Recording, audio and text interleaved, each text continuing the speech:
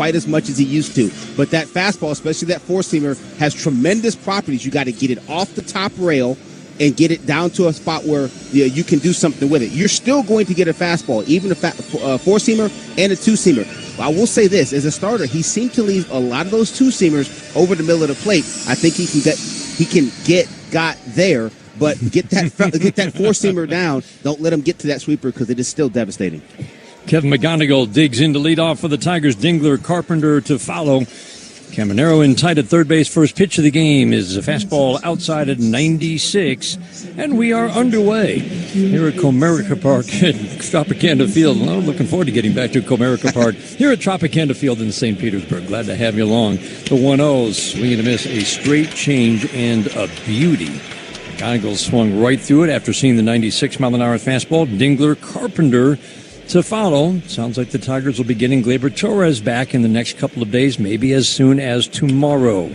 Soft ground ball foul. He played a couple of games with Toledo, and then day of just not kind of recuperation. He hadn't played back-to-back, obviously, and then Bobby, he'll get a chance to play maybe back-to-back games the next 2 days. Off day Thursday. Yep. And suddenly this lineup begins to look a whole lot different. Curveball bounces. McGonigal digs in, hitting .286, 3 home runs, 21 RBIs. He just recently struck out a few times so that he now has struck out more than he has walked, but almost all season. Well, he tied it up yesterday with 2 walks, so he's walked as often as he has struck out. Line drive, base hit down the right field line. That ball's going to drop along the line, die softly. McGonigal will turn and hold, though, as Mesa Jr. fields the ball and gets it in quickly. He's arguably their best outfielder, and he got to that ball, which is kind of dying down the right field line, but Kevin McGonigal, line drive single to start the game. Yeah, he likes that changeup to left-handers, especially that 2-strike count, gets a ton of whiff on it, but McGonigal saw it out of his hand and was able to hook that ball in the right field. Had designs on going to second, but thought better of it. That was the right choice because Mesa Jr. did get over there quickly. Bats to watch in this lineup against Griffin Jacks tonight. Swinging a line drive, base hit into left for Dylan Dingler. Sinker up. As you talked about, he can miss over the plate with the sinker, and Dylan Dingler was ready. Sharp single to left. 2 line drive singles, 2 on, nobody out to start the first. It's so interesting, Dan. You look at a year ago, he didn't do that as much. He didn't throw the sinker as much as he did as a late inning, back inning closer type pitcher.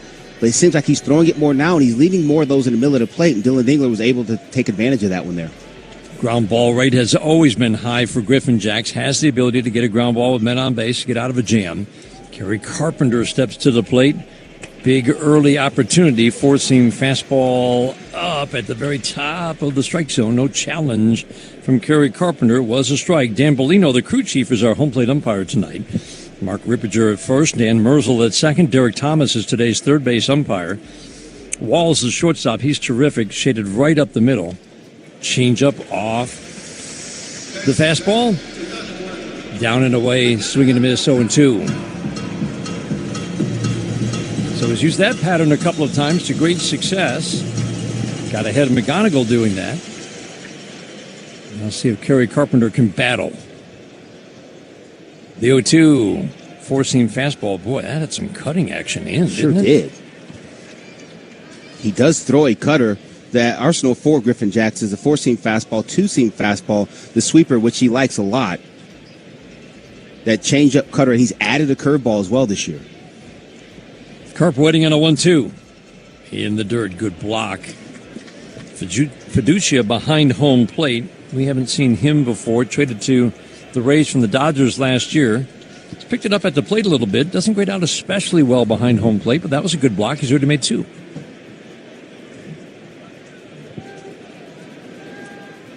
Walls keeps ducking in behind McGonigal, trying to shorten that lead. 2-2, swinging to miss. Went with a changeup. It's a good one. The exact same sequence he attempted to get Kevin McGonigal on. This is a better pitch to Kerry Carpenter. This is filthy. Starts at the bottom rail, sinks down below the zone. The one to McGonigal was a little bit up. That's what allowed him to get the bat on it. Riley Green, 3 for 7 in his career against Griffin Jacks. Swinging a ground ball fouled on the first baseline. Riley hitting .301. Went the entire month of May without a home run, which is just I mean, a lot of quality at-bats, but it's so strange to see this power outage. It's lasted 106 at-bats. Upright, relaxed stance, hands close to the left ear. Angles the bat over the left shoulder. 2 on, 1 out. Early opportunity for the Tigers. Fastball up and away. Scoring first has not been a problem for the Tigers this year. They have scored first 35 times this year. Their opponents 25 times. The Tigers, however, have a losing record when they score first, which is kind of astounding. Change up away. Major League teams win 2/3 of the time, right on the nose. 666 winning percentage this year when they score first. Tigers one of 2 teams that have a losing record when they score first. It's been the problem of adding on runs. Jax is over on the first base side. 6'2", 200-pound righty, delivers. Sweeper over the plate, and a missed opportunity for Riley Green. And in all seriousness, Dan, like, this isn't to get on Riley Green because he had a decent month, just didn't hit a lot of balls for extra base hits. Those are the ones, the hanging sweeper. That's a homer pitch. Yep. And he just fouled it off. Swinging a line drive. Fair, 1 hop off the dirt past Aranda down the right field line. McGonigal around third. He will score. Cole Keith being waved around third. He's coming home. Dylan Dingler coming home. Third of the plate. Not in time. Dingler with a head first slide. Tigers take a 2-0 lead. Riley Green fired up at second base. He missed the homer pitch to pitch before, but he hit a double down the right field line, just inside the line between Aranda's glove and that first base line. And a great job by Dylan Dingler. You won't be able to see it, but it was a tremendous path around the bases. Hit all the inside corners, tight turn at third base, and he just beat that relay throw at home. And that's why, because of the tremendous secondary lead from first base and a very efficient route around the bases. What happens at home is determined by what you did at first. You got to win up front. Every infield base running coach will tell you that. Sweeper high and tight on Spencer Torkelson. Riley Green ripped it down the line. Mesa Jr. has a good arm. Torque is 5 for 10 against Griffin Jax with a double and a homer. Griffin Jax knows it. Throws a sweeper up and away and falls behind 2-0. Griffin Jax started 14 games in his rookie season with the Minnesota Twins. The 2-0. Swinging and a miss at a sinker down. Then he made more than 290 relief appearances before he was used as an opener by Kevin Cash, traded here to Tampa last year. They like the look of him so much as an opener. Like, you know what would this guy look like as a starter? 2-1.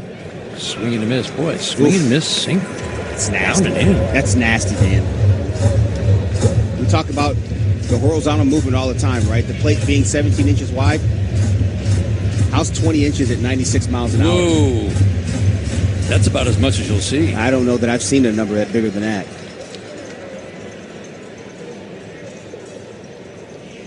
The 2-2, swing and a miss. That was quite a sequence.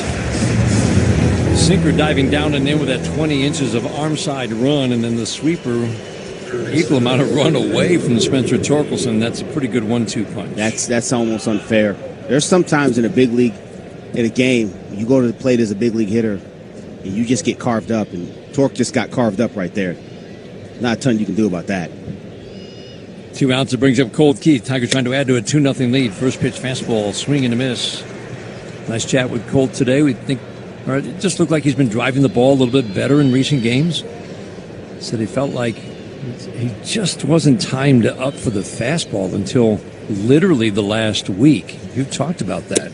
Swing and a miss. I said, is that your setup? Is that your load? He said, for me, all I'm thinking about is getting that ball out in front of home plate. Contact point, contact point, contact point.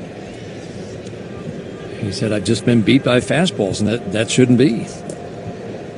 We know he can hit the fastball, but it's not as easy as just saying, I'm going to start hitting the ball out in front of home plate. Change up bounces, 1 ball, 2 strikes, 2-0 Tigers in the first. And Dan, we've talked about it. We've joked about it online, on off air, what have you. And you can go on hitting Twitter. You can go on all these different websites. And you can go deep. I don't care what any of them say. If you are not on time, nothing else works. You can have all the best moves and this, that, and the third. You have to be on time with your pitcher. 1-2. Whoa! Fastball up. What a quick glove hand for Verducci. He's low, and that ball was almost head high, up and away from Cole Keith. But that's a quick hand. That's tremendous right there. Woo. Roddy Green takes his lead off second. Walls the shortstop trying to shorten that lead. The 2-2 pitch. Curveball down.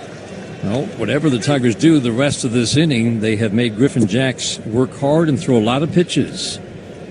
They have scored 2 runs. Single, double. McGonigal, Dylan Dingler, Riley Green. Single here would pad the lead. Check swing, and that's a guy who still looks like he's caught in between a little bit. Took a sinker. Riley Green's 2-run double with 1 out gives the Tigers a lead. We head to the bottom of the first inning, 1-3, Tigers and Rays in St. Petersburg. 2-0 Tigers. This is the home of Detroit Tigers baseball, presented by Meyer.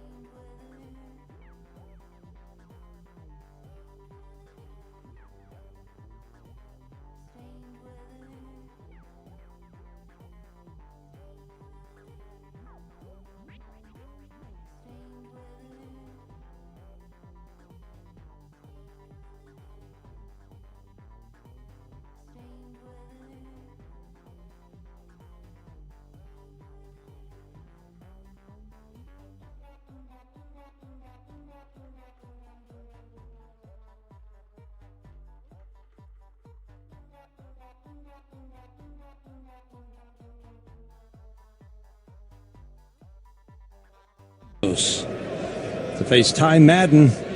Ty Madden making his 4th appearance of the year. Really, it's his 3rd. Swing a line drive, base hit in the left, splitter hung up. That one's going to get to the wall. Terry Carpenter skids on the track in left field, gets the ball into Kevin McGonigal. Yandy Diaz can just flat out. I mean, this guy is something else. This guy can hit, man. Oh, my. He is just a tremendous hitter at the plate. And when he hits it, it stays hit, man. He hits the ball hard a lot. Yandy Diaz won a batting title a few years ago, man. And then the number dropped off the next year. Last year, and it was like, well, it's just because we're playing at Steinbrenner Field. No. He's actually a really good hitter.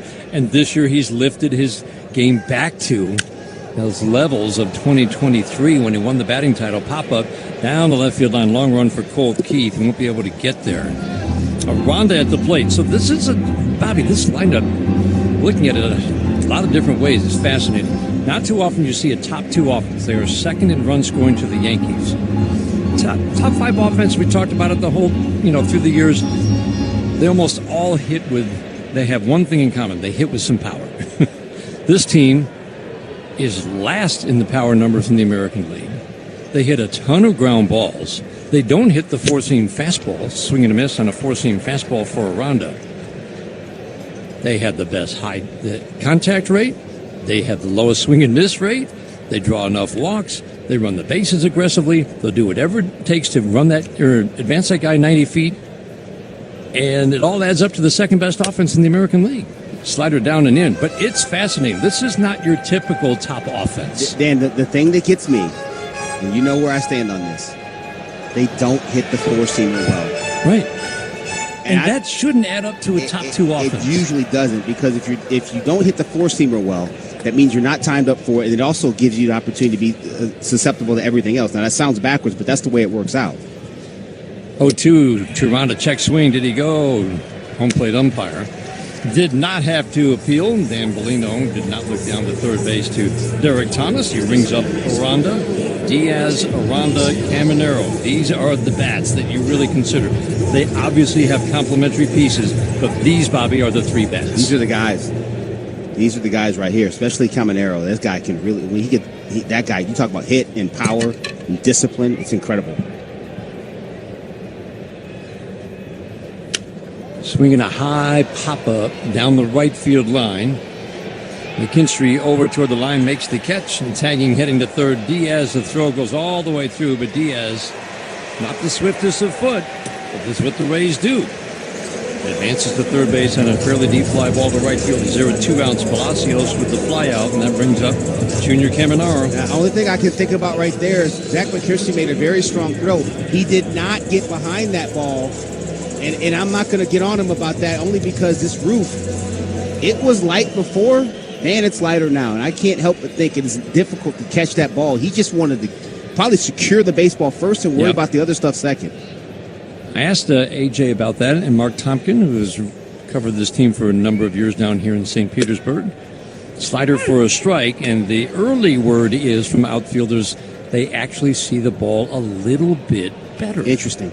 But I agree with you. The way McKinstry went after that ball, Bobby. Just catch it. That's exactly what it looks like. Just catch it. And I can throw it. I can get the cutoff man, but just catch it first, and that's fine. Junior Caminero at the plate, swinging a ground ball up the middle. Did that glance off of Madden? Fielded by Lee near second base, flips over to first. Of course, the last time we saw Madden, he got drilled by a line drive and had to come out, but I think that missed him. I think it had such spin on it that it hit the mound and looked funny. IU Lee throws out the dangerous Caminero, and that is a really nice first inning for Ty Madden after the leadoff double. Strands a runner at third, end of the second inning. First pitch today was brought to you by McLaren Health, the official healthcare system of the Detroit Tigers, and our first inning has been brought to you by Rocket Mortgage. Own the dream. We head to the second, 2-0 Tigers. On the Detroit Tigers.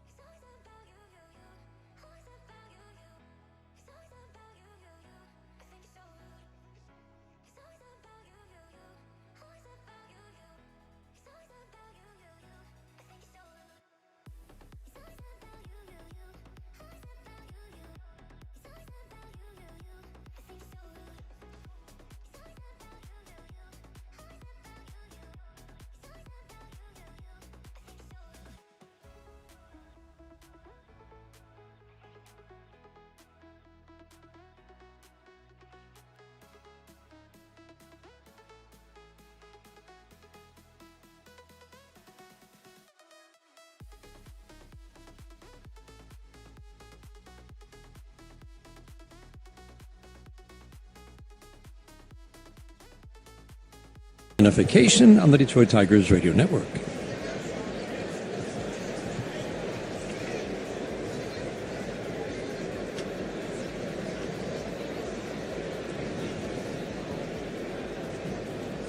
Mensa Perez swings and fouls one back our way. Time for dollars on deck. If How You Lead gets a hit this inning, Northville Lumber will donate to Detroit Blightbusters. Northville Lumber is Michigan's oldest business, largest Trex decking dealer. Jax, the former reliever, works from the stretch, first base side. The 0-2, swing and miss. My goodness. Breaking balls, and then he finishes them off with 94 up. That's 4 strikeouts, all swinging for Griffin Jax. He still gets a good amount of swing and miss, but the walk rate has jumped for Griffin Jax from, well, when he was a reliever, which was last year. As a reliever for the Twins, it was always low walks, high strikeouts, as in 2 walks or 3 walks per 9, depending on the year, with a strikeout rate of 12 or 13 per 9. Swing and a miss for How You Lead.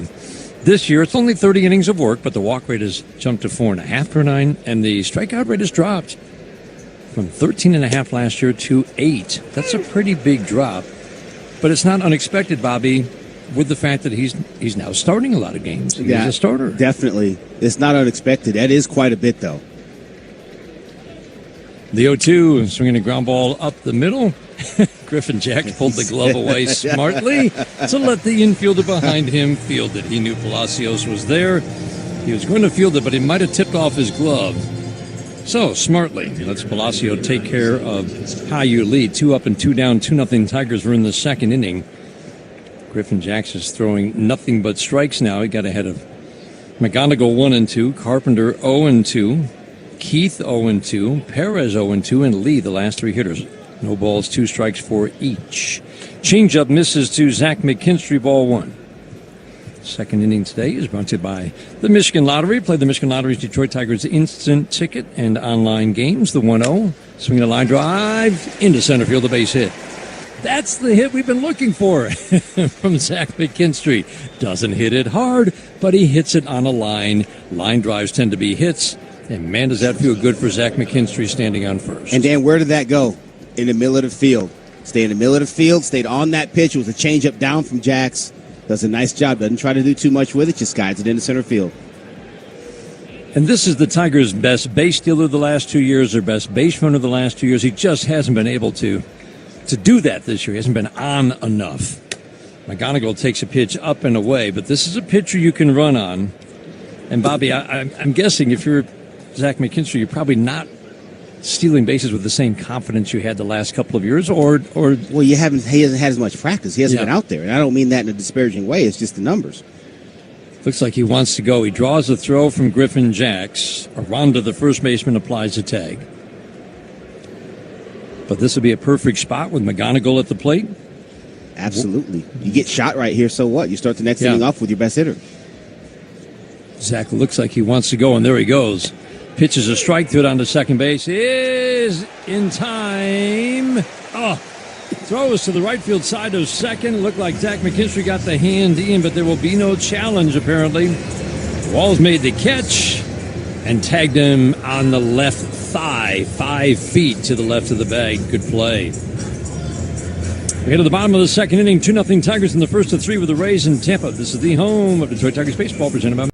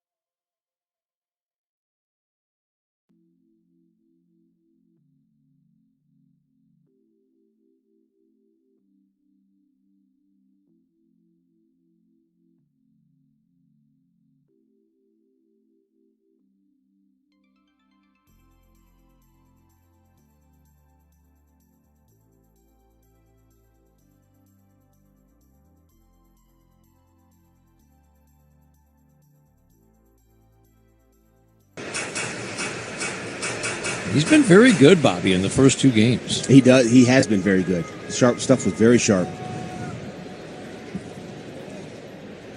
1-1 is popped up softly down the left field line. Kerry Carpenter digging. He's going to reach out, make the catch. A little stutter. Kind of caught his cleats in this turf. And, I didn't like the way that he went into foul territory after making the catch. A little awkward, but got a smile on his face, so he's okay. Chandler Simpson pops out. It's always good to have that guy out.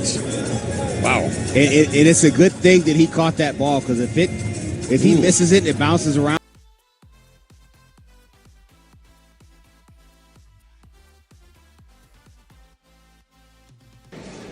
And maybe it's the ceiling. So the Tampa guys who've been playing here a lot, maybe they've just gotten used to it. We've seen Zach McKinstry go after a ball somewhat cautiously, and Kerry Carpenter almost overran that ball. Victor Mesa Jr. takes ball 1. I'm going to call him Jose Mesa Jr. at some point in this series, so I'm just going to give everybody the heads up on that. If you've got an over-under, put it at like 1.5. The 1-0. Swinging a high pop-up. Well, this will test the vision. To the catwalks down. Who's going to make the catch? Spencer Torkelson. How you lead behind him like you had that all the way. Great job. Oh, man. 4 catwalks here, and that almost hit ring A up at the very top. Wow, that was a pop-up. Yeah, how you lead said you had it all the way. I hope you do, because I don't want anything to do with that thing. You go ahead and catch that, Torque. Not a boy. You did a great job. He had his pom-poms out on that one. I don't want anything to do with that one. Cedric Mullins at the plate. He takes a pitch up and away. I'm so glad the catwalks. They had to keep them, obviously, if you're going to. The way this stadium was designed to put the new roof on. Catwalks A and B. If it hits it in fair territory, the ball's in play. Then the 2 lower rings are C and D, and if it hits one of those 2 rings in the air, they're so far away from home plate that either one is a home run. I don't think that doesn't happen, because I did that one night in San Francisco. I had my pom-poms out for Derek Lee. Go ahead and catch that one, big fella. Line drive fouled on the first baseline.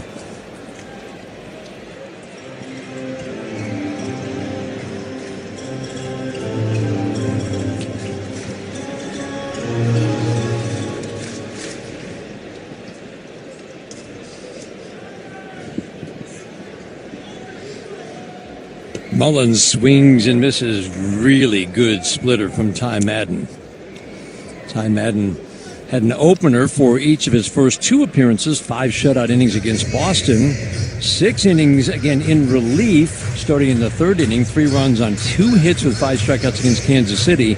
Next time out, he faced 2 batters. The second batter drilled him with a line drive off the forearm, putting him on the IL. 2-2, swing and a miss. 95 on the fastball up. The 4-seam fastball that we were talking about that the Rays struggle with. Leadoff double in the first inning. Ty Madden has retired 6 in a row. Today, getting brought to you in part by Northborough Lumber, the official lumber yard of the Detroit Tigers radio network.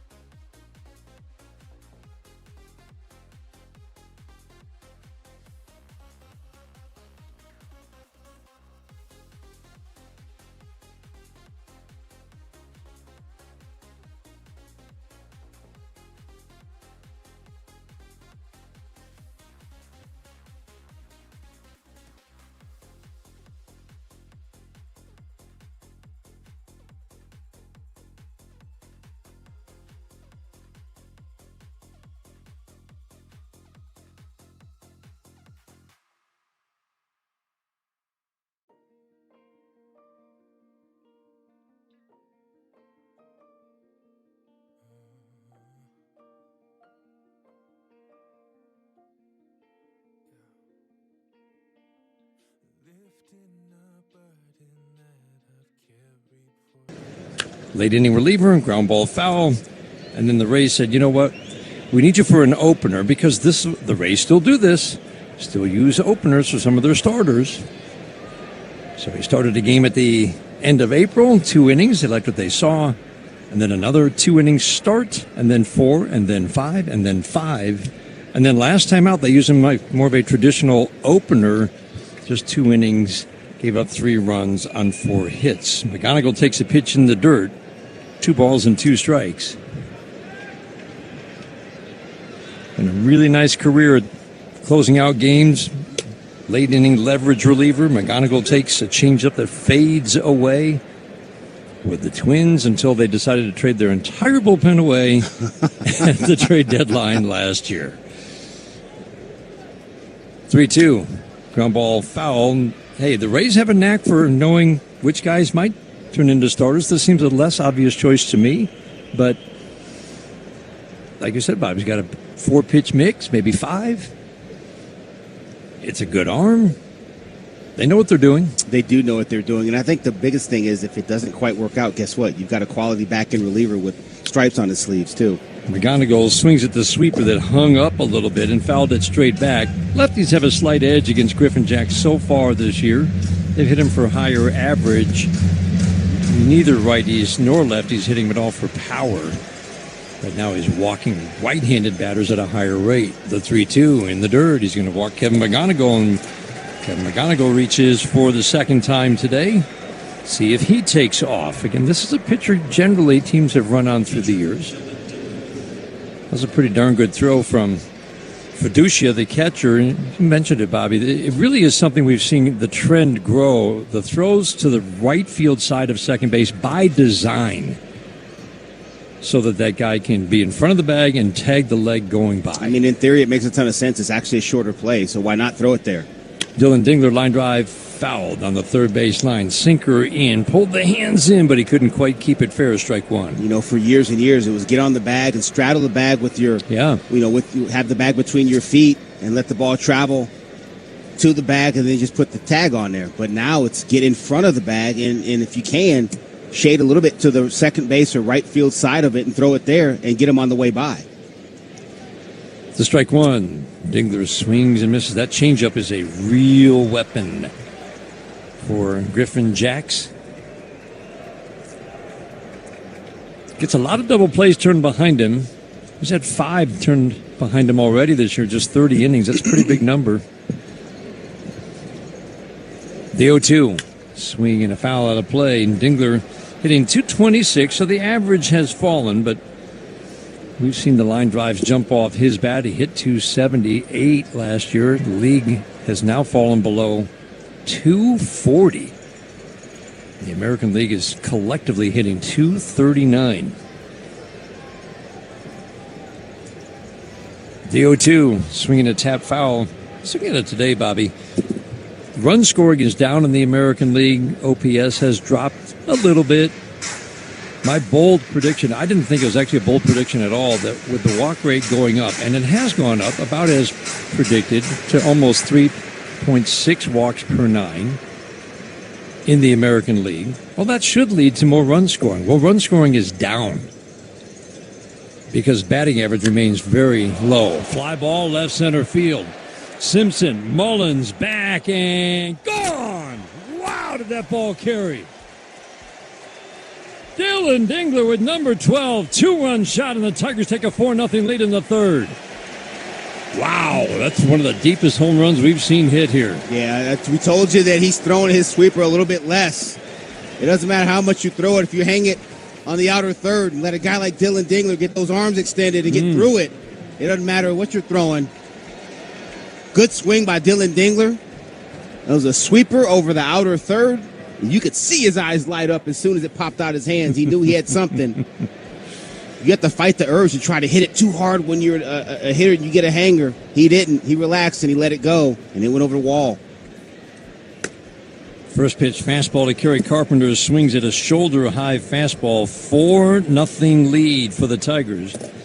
We talked about that one-loss record when scoring first, and we were talking during the break. a lot of those games, especially in the month of May, were 1-0 leads. Yeah. Still, teams generally win those games, but it's been a while since the Tigers have started a game with a 4-0 lead. We're in the third. Fly ball right center field off the bat of Carpenter. Going back, Mesa looking up. Gone! Back to back! Kerry Carpenter's second game back, 7th home run, 5-0 Tigers in the third. I joked with Kerry Carpenter in the tunnel on the way out this afternoon as the Tigers were getting their work in. I said, "You back in Florida, big boy, get some of that home air. Might do you some good." It did. That's a heater up. Told you had to get Griffin Jax off that top rail. The first one he swung at was well up on the top, probably above. That was one ball down inside that top rail, and Kerry Carpenter made him pay for it. That ball was blasted. Kyle Snyder out to the mound. Griffin Jax as a starter had really been terrific. He'd given up coming into this game just 4 earned runs in 19 innings on 16 hits and 1 home run. Tigers in the first inning, single. Riley Green double, scored 2. Now here in the third, walk, home run. Man, is that good to see. Ooh-wee. Every Tigers home run this year is a Little Caesars Pizza home run. Order online for delivery or Pizza Portal pickup. First pitch fastball to Riley Green, high and outside. All right, this is the time when Riley Green hits that sweeper that he missed. Right. In the first inning. Gets on the board in the home run column. Fly ball center field deep. Going back, Mullins at the fence, looking up. How about it? Gone. Partner, you keep asking for it. You finally got one. Riley Green. Cutter up. Didn't miss. Back to back to back. 6-0 Tigers. Once again, another pitch up. But again, off the top rail. He's so good on that top rail. It's one ball down. And Riley Green absolutely smashes that ball to dead center field. 107 at-bats in between home runs. That had to feel so good. Straightaway center, 428 feet. Riley Green, or Spencer Torkelson rips one foul down the third base line. He'd like to get in the fun. He said, wait a minute now, wait a minute. Y'all not going to have all this fun without me. Wait a minute. Oh, man.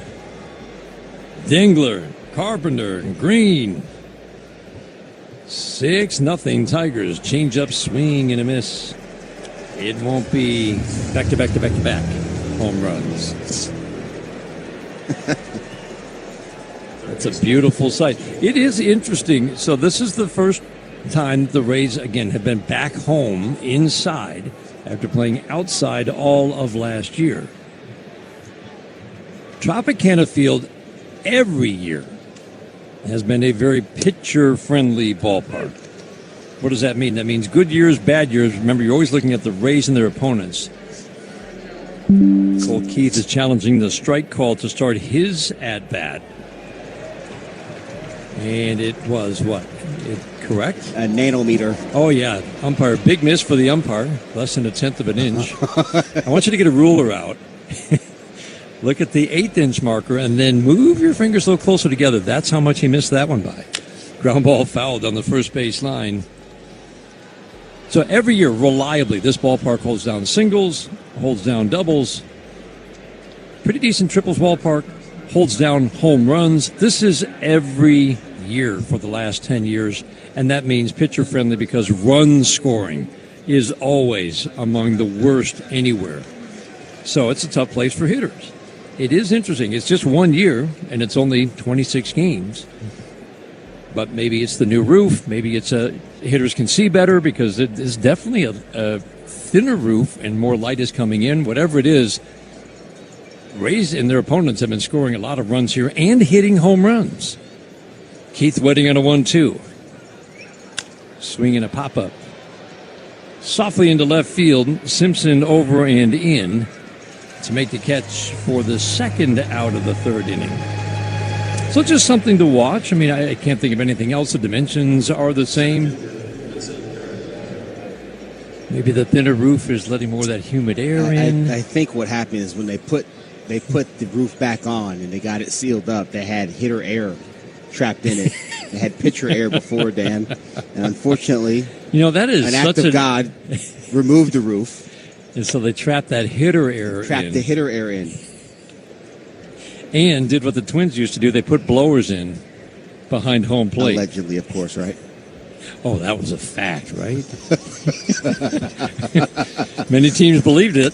Check swing foul out of play. Wenzel Perez, 1 ball, 1 strike, 6-0. Tigers were in the third. Bullpen getting busy for the Rays. It's Trevor Martin down there for them.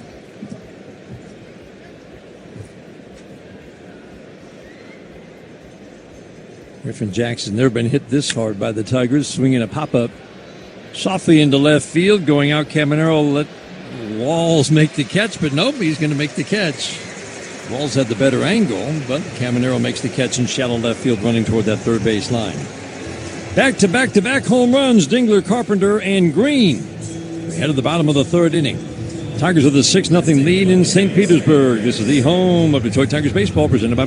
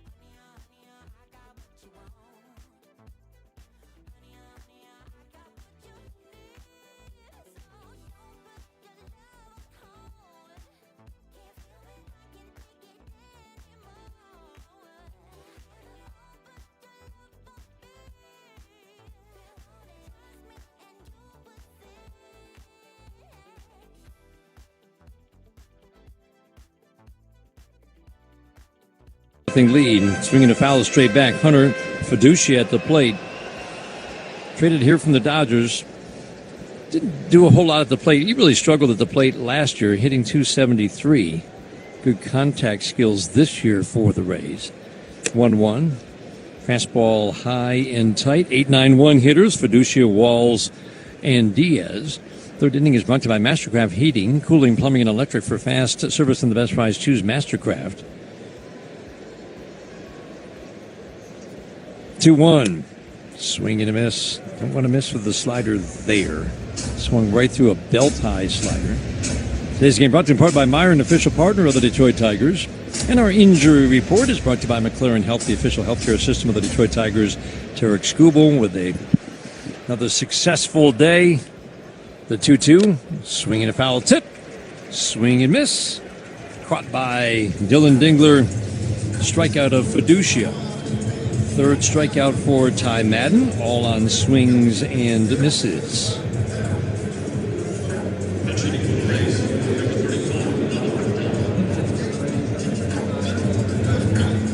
This is unusual. Oliver Dunn is pinch hitting for Taylor Walls, who he's the everyday shortstop for the Rays. And he's got to be hurt if he's being pinch hit for here in the third. He's got to be dinged up. Something must have happened last time out in the field. Both these managers will pinch hit early all the time, but that's not a guy who generally comes out of a game. He's a switch hitter. He doesn't hit much, but he is a Gold Glove caliber shortstop. Swinging a pop-up to the left of the mound, Kevin McGonigal will come in, call off Colt Keith, and make the catch. Took charge. Good job by McGonigal. So Dunn, pinch hitting for Walls, pops out. Going back to Tarek Skubal with 2 outs in the third inning. Base is empty. Tarek Skubal had a sim game today, simulated baseball game, and this is actually, the Tigers kind of prefer this to a rehab assignment, because if you send him down to, say, A ball, even AAA, they want him to throw a certain number of pitches. He might only throw 40 pitches in 4 innings. Simulated game, you can control that. He threw, I believe it was 65 pitches today in a 4-inning sim game. And I think we are approaching the point. The 1-0 pitch to Diaz, swinging a high fly ball center field. Deep, going back Perez. He's got room to make the catch on the warning track by the 404 marker in straightaway center. We'll talk more about Tarek Skubal when we come back. Ty Madden just cruised through the third inning. He's now retired 9 in a row since Diaz started the game.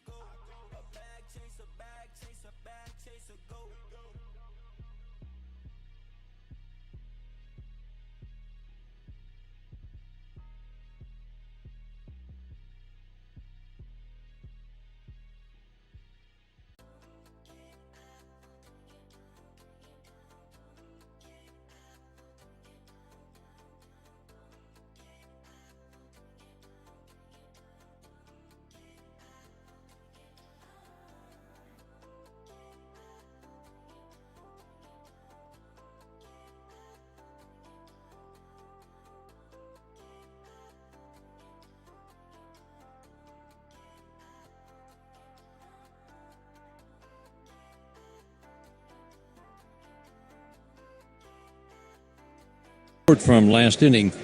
So Tarek Skubal, again, through 65 pitches, he feels great.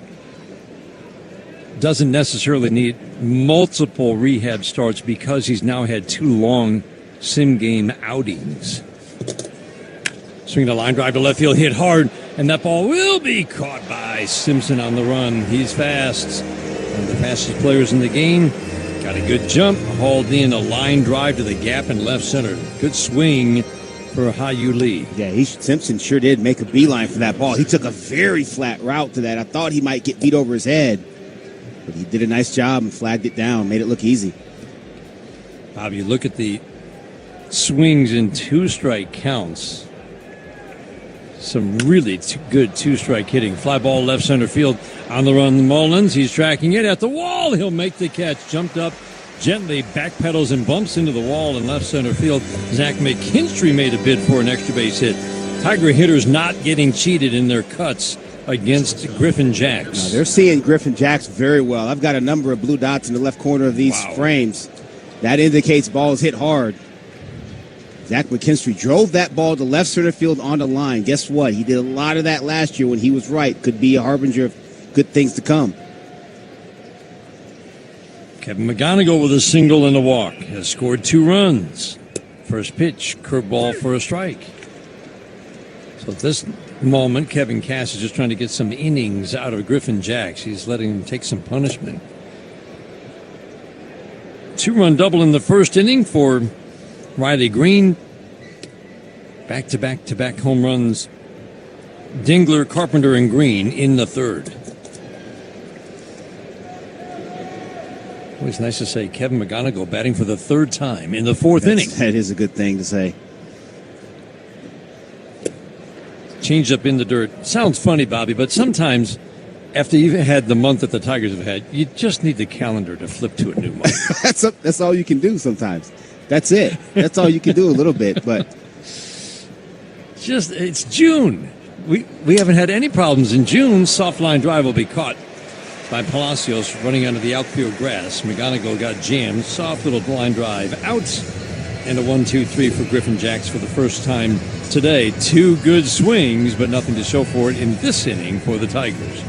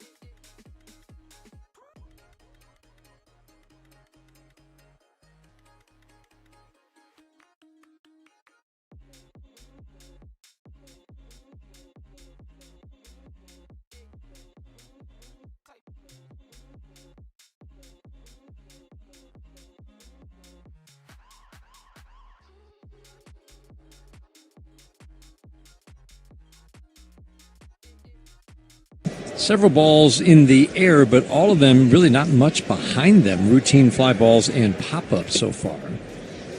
Fastball down and in at 91 to Jonathan Aranda. Aranda's hitting .290, 11 home runs, 43 RBIs. Left-handed batter. This is a lefty-loaded lineup for Ty Madden today. The 2-0. Backdoor slider, perfect for a called strike. Aranda struck out on an 0-2 pitch first time up. Got him on a breaking ball down and in. This guy just wore teams out last year. Kind of out of nowhere. He really never had a chance to play a whole lot at the major league level. 2-1. Ground ball chopped, fouled on the first base line. He'd only had about 270 at-bats for Tampa from 2022 through 2024. And then last year got a chance to play and hit .316. With some power, doubles power, 14 home runs. And he was just a tough out. High walks, a little bit of swing and miss in this bat. 2-2. Check swing, and again gets him with the slider down and in that bounces. Nice job by Dingler and Madden working together to get a tough hitter out. Yeah, tremendous job by those two. Strike the ball slider here from Madden. But he got back in this at bat being down 2-0 with a beautiful slider back door and set everything else up. Brings up Richie Palacios.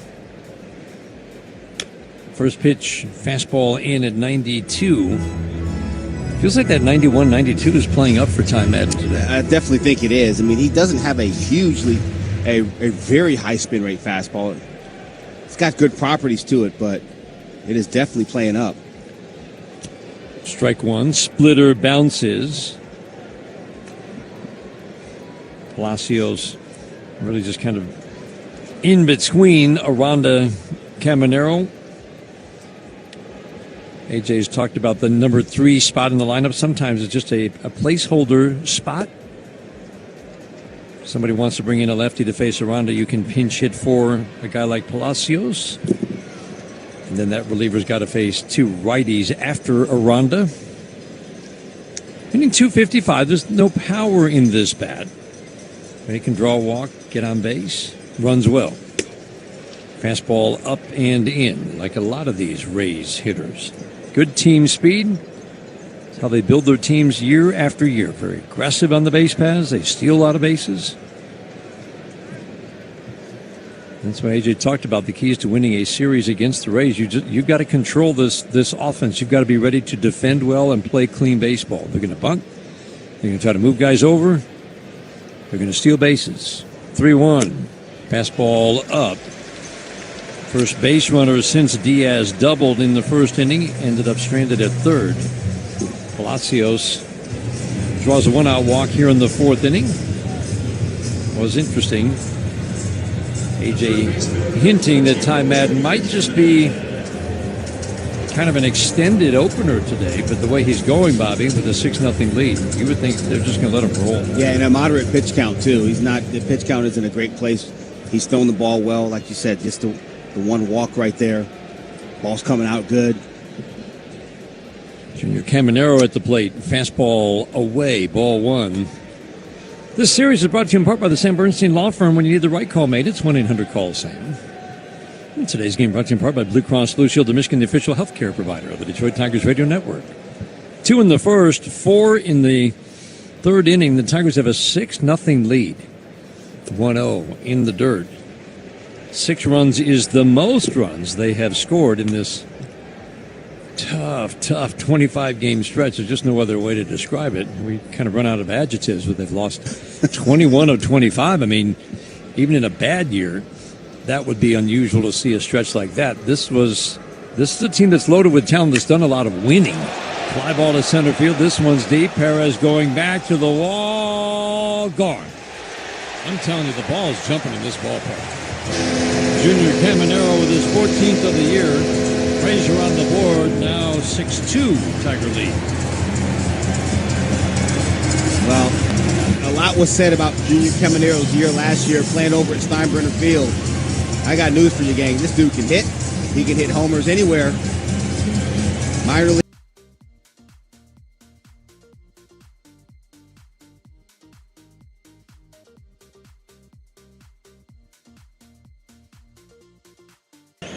Those go a long way. Line drive, base hit into left, 4-seam fastball up. Chandler Simpson came in hitting 282, but no power. Singles to left, and now, even though the Rays are down 6-2, keep an eye on Chandler Simpson. He's got blazing speed. He's one of the fastest players in the league, but he is not yet at the major league level a big base stealing threat. Chris Fetter's going to join the conversation at the mound. See if the Tiger bullpen begins to stir. Guys now starting to get loose. Won't be a surprise to see somebody get up and get ready to throw. Junior Caminero at 21 hit 45 home runs last year. 45 home runs as a 21-year-old. I was thinking, how many 21-year-olds in history, in Major League history, have hit 40 in their age 21 season?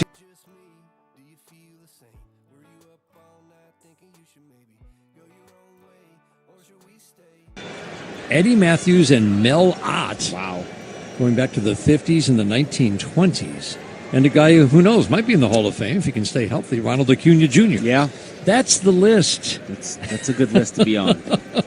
That's the list of players in Major League history who've hit 45 home runs in their age 21 season or younger. 1-0. Bounces up to home plate. Down to second goes Simpson, and as the ball got away from Dingler, throwing into center field. How-you, Lee, great job. Back to up a throw. So Dingler chased the ball down in front of home plate through the second base, and Chandler Simpson is still face down by second base. It looks like he was holding his nose or his mouth. Not sure what happened on the he slid head first in there. Oh yeah, he's bleeding. Wow. So what happened? Did he do a face plant? I don't know if he did a face plant, or perhaps sometimes what will happen when you slide head first and you're down around the shoe tops of the defender. Oh, his helmet got him. His helmet came off his head, bounced off second base, and hit him right in the mouth. Come on, that just doesn't happen. He dove, helmet off, bounces. Hit him right in the, looks like the bottom lip or the. He's bleeding quite a bit. I mean, come on. You talk about a freak injury. The helmet bounced off in front of him and bounced up perfectly into his mouth, and he is bleeding. He's got to come out. Oh, that's a shame. You got to wonder if he's got all his chiclets still. That's a shame. That really is a shame. My goodness. Just an exciting young player. Just being aggressive on the base paths. Throw was way wide of second, so McGonigal was there, but he wasn't even part of the play, or part of the reason why Chandler Simpson got hurt. Helmet bouncing off the ground. Is it off the bag? And then bouncing back. It bounced right off the bag. Yeah. He's sliding head first in the second, bounces right off the bag, and comes right back at him. Ryan Vilade, the ex-Tiger, will pinch run at second base. Wow.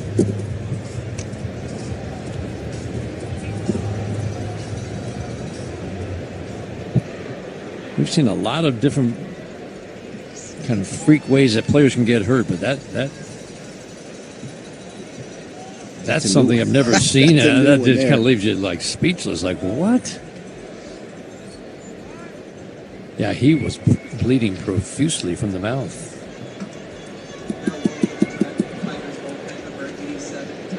Tyler Holton's getting loose in the Tigers' bullpen. 2 runs in on the Caminero home run. That ball jumped off his bat.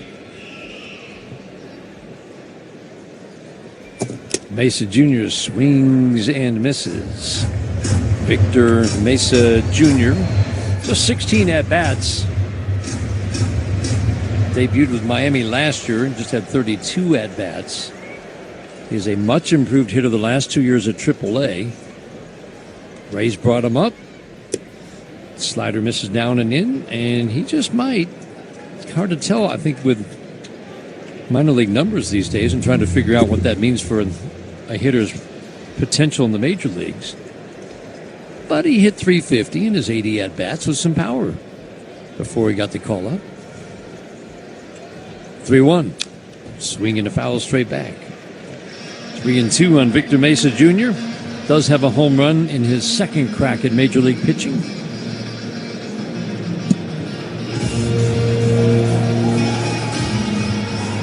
AJ is going to play this like Game 7 of the World Series.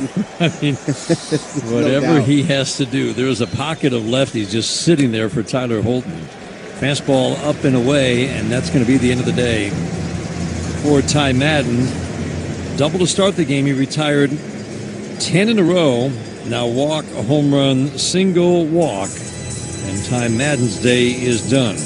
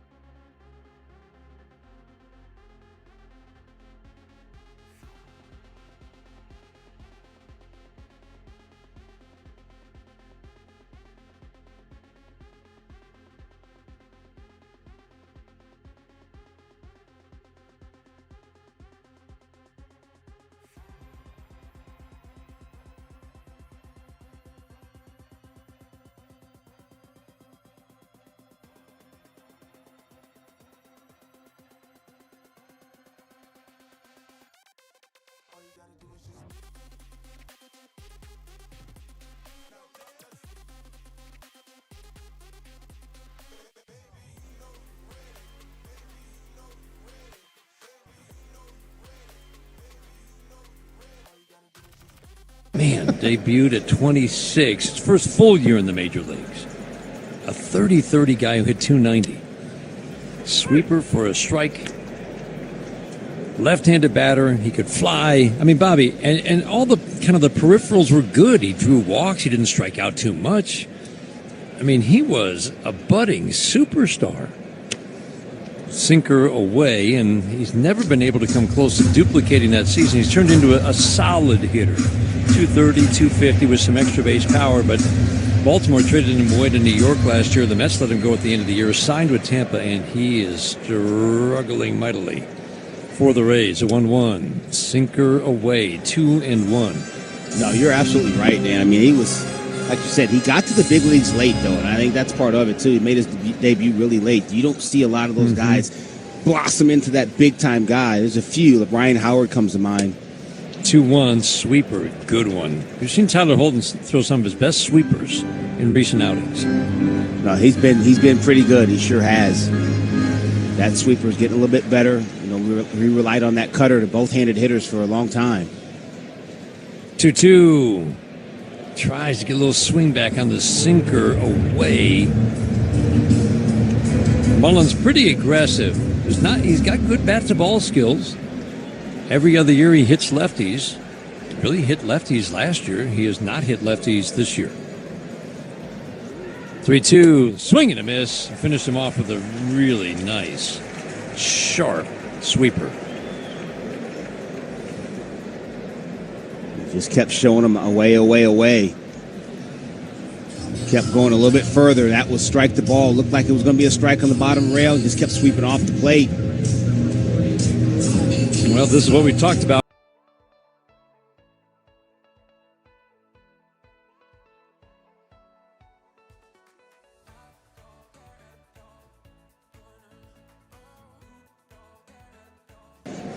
Dunn, who came into the game for Walls, is waiting on deck.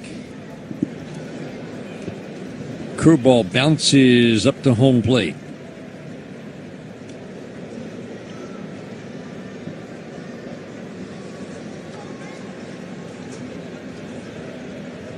Tyler Holden's just been a little more hittable, but just hasn't been able to string together the run of good outings.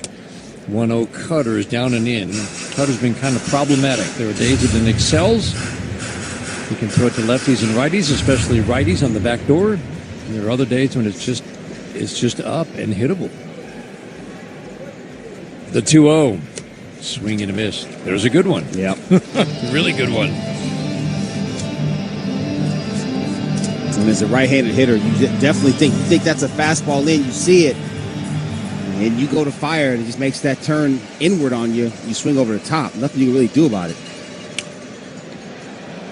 Now swinging a pop-up down the right field line. Torkelson will have room as he backpedals down the right field line in foul territory. Fortes pops out. Nice job by Tyler Holden. He's so good at stranding inherited runners. Strands 2. And the Rays have to settle for 2. We head to the 5th inning in the first of 3 at Tropicana Field.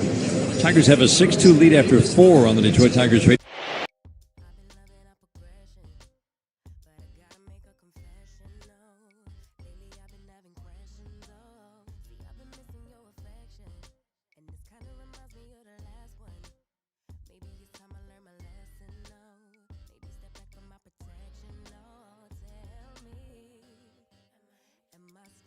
baby, or just holding on to memories and the way you used to make me crazy.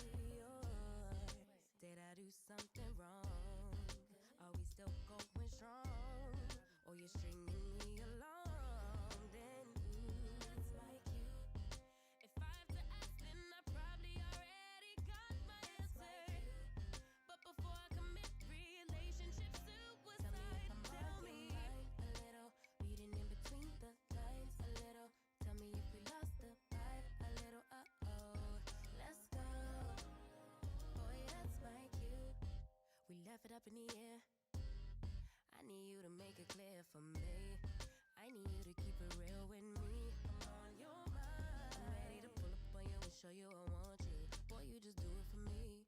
Even the homie said you suited for me, but now the energy got hazy, tell me, am I still your baby, or just holding on to memories, and the way you used to make me crazy, I can't seem to shake it, I need you here with me naked, oh but boy don't have me waiting, if I have to ask then I probably already got my answer, but before I commit, relationship suicide. Tell me a little, reading in between the lines a little. Tell me if we lost the vibe a little. Let's go. Boy, that's right. Tell me I'm the one, I'm the only one. Something's gotta budge like the time you want. Tell me I'm the one, or I'm up and gone. Dingler takes first pitch, fastball up and in, ball one. Yeah, four-seam fastball, cutter, split. Curveball and sinker, really just the three pitches, four-seam fastball, cutter, and split. The other two, very infrequently used. 1-2, fastball up and in.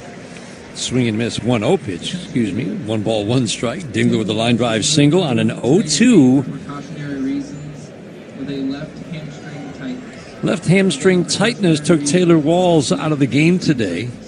Knew it had to be an injury. That guy plays every inning of every game that he starts. He hasn't started every game, but most. The 1-1 to Dylan Dingler. Swinging a high fly ball, center field. This one's deep. Going back is Mullins at the fence, looking up, and it's gone. 4th home run of the night for the Tigers. 2nd of the night for Dylan Dingler. 13th of the year, makes it a 7-2 Tigers lead. Now it was a cutter that started middle, ended up outer third. Last time, Ding hit a sweeper from Griffin Jacks, outer third, very similar location. This was a cutter. Dingler stayed through this ball, hit it to the right of dead center field. That ball was hit a long way, Dan. 104 off the bat, 415 feet estimated distance. Kerry Carpenter takes fastball in. This was a place where you would go and it just, the ball died. You would see it go to the gaps in left center. It's a pretty big left center here, and the ball would go off the bat and you go, yeah, that, oh no. And it would die in left center. It would die in center field. Ball isn't dying tonight. The ball is jumping. The strike one. Swinging a shot to second, picked beautifully by Palacios. That ball had funny spin. It was softly hit, and he timed an in-between hop to field it cleanly. A lot of guys will, they would not have fielded that cleanly. Absolutely not. You got two choices. You can go get it as far as you can and make that hop as short as possible, or you can retreat. Palacios made the right move, went forward. It was still in between, did a nice job of presenting that backhand to it, moving through it. Riley Green takes a 96-mile-an-hour fastball for a strike. First time the Tigers have hit multiple home runs in a game since a 9-4 loss in New York in mid-May. That was the only game in which they hit more than a single home run. Ground ball, base hit into left field, splitter down. Riley Green stayed on it, drilled it into left. Dingler's 3 for 3. Riley Green is 3 for 3. Double home run single. This is not a bad triples ballpark. Riley Green will have multiple chances to hit for the cycle in this game tonight. Damian Easley hit for the Cycle in this ballpark many years ago.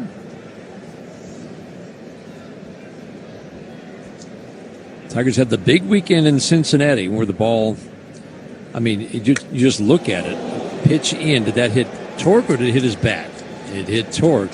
He's going to take the stuff off, the elbow guard off, the leg guard off, and head down to first. Where did it hit him? I didn't like the sound of that. Nor did I.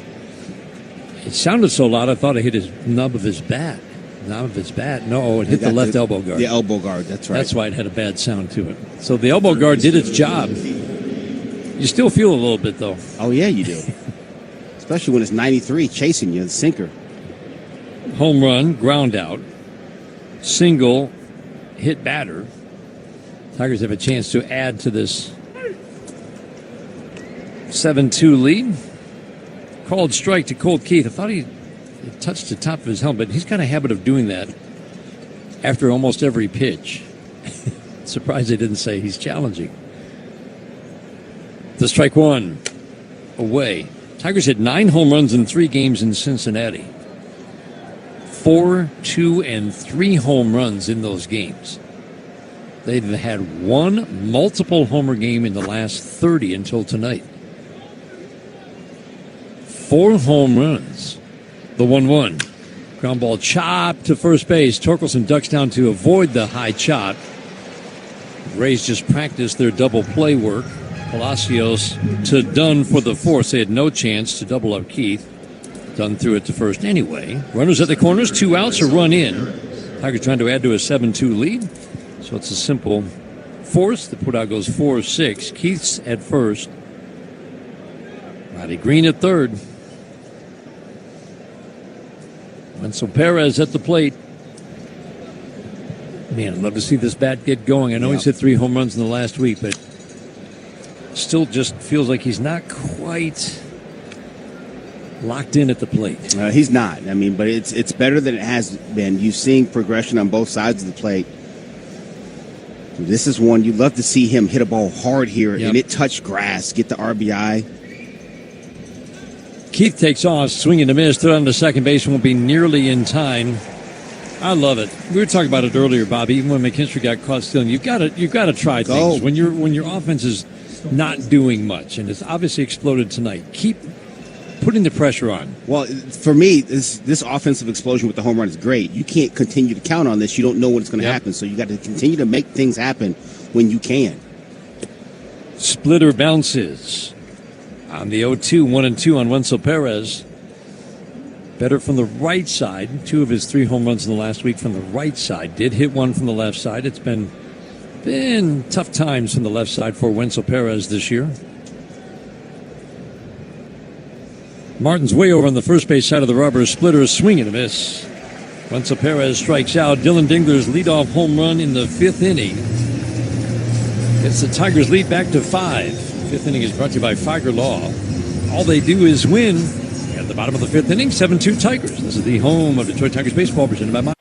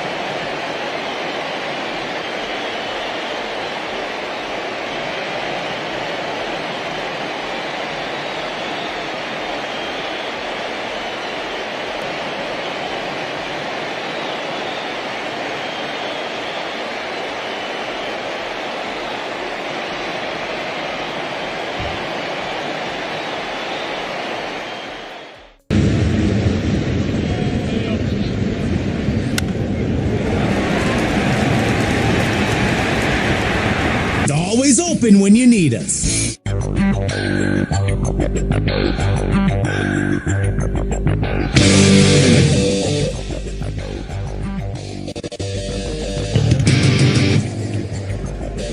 Tyler Holton still on the mound, working with a 5-run lead. Dunn, another left-handed batter. Diaz, Aranda, again a lefty-loaded lineup, swinging a soft tap foul. This is where Walls was before leaving the game with left hamstring tightness, so a lefty replaces the switch hitter. And still nice pockets for any Tigers lefty. Brendan Hanafy is getting loose in the Tigers bullpen. 1-1. Sweeper away.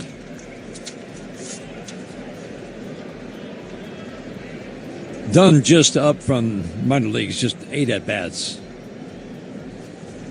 2-1. Swing and a miss. Tyler Holton is feeling that sweeper tonight. Yeah, he's got a good one. He's thrown some in the zone for strikes. He's thrown a couple of them strike the ball, including the strikeout to Mullins.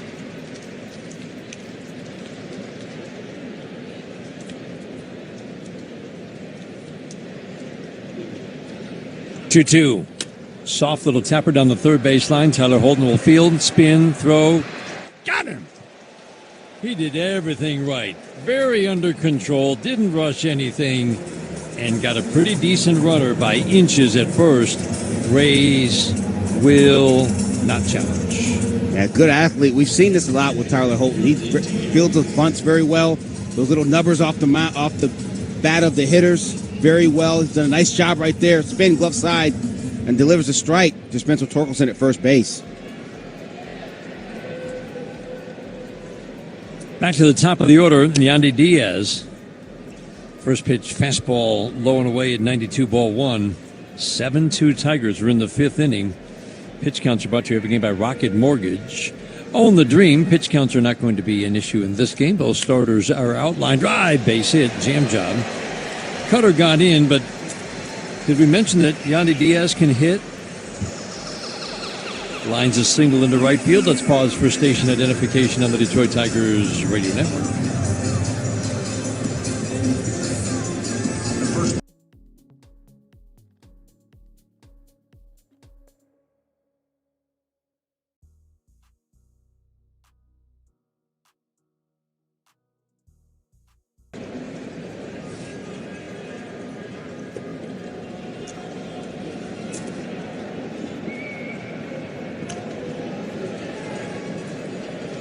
Breaking ball down to the lefty, Jonathan Aranda. Aranda hangs in there against lefties. It's a little different profile against lefties. Hits lefties for average, draws walks. Hits righties for average, hits home runs. 0 for 2 today, both against Ty Madden, both times victimized by a slider down and in. We know Tyler Holton can bury lefties, but both lefties and righties have hit 280 against him this year. Lefties, he has not walked any lefties. Righties have hit him 280 with power, lefties 280 with no power. Misses with a fastball, 2-1. The 2-1 pitch. Another beauty of a sweeper for a called strike. He's really got a good feel for that. Feels like he can just live with that fastball sweeper combination right now. I think that's what's going on. Yeah, absolutely, 100%. Diaz has got 2 hits tonight, edges off first. Fastball away. See if that sets up the sweeper away to Aranda. Pretty smart hitter at the plate. He knows what to look for, but I feel like he can throw it anyway.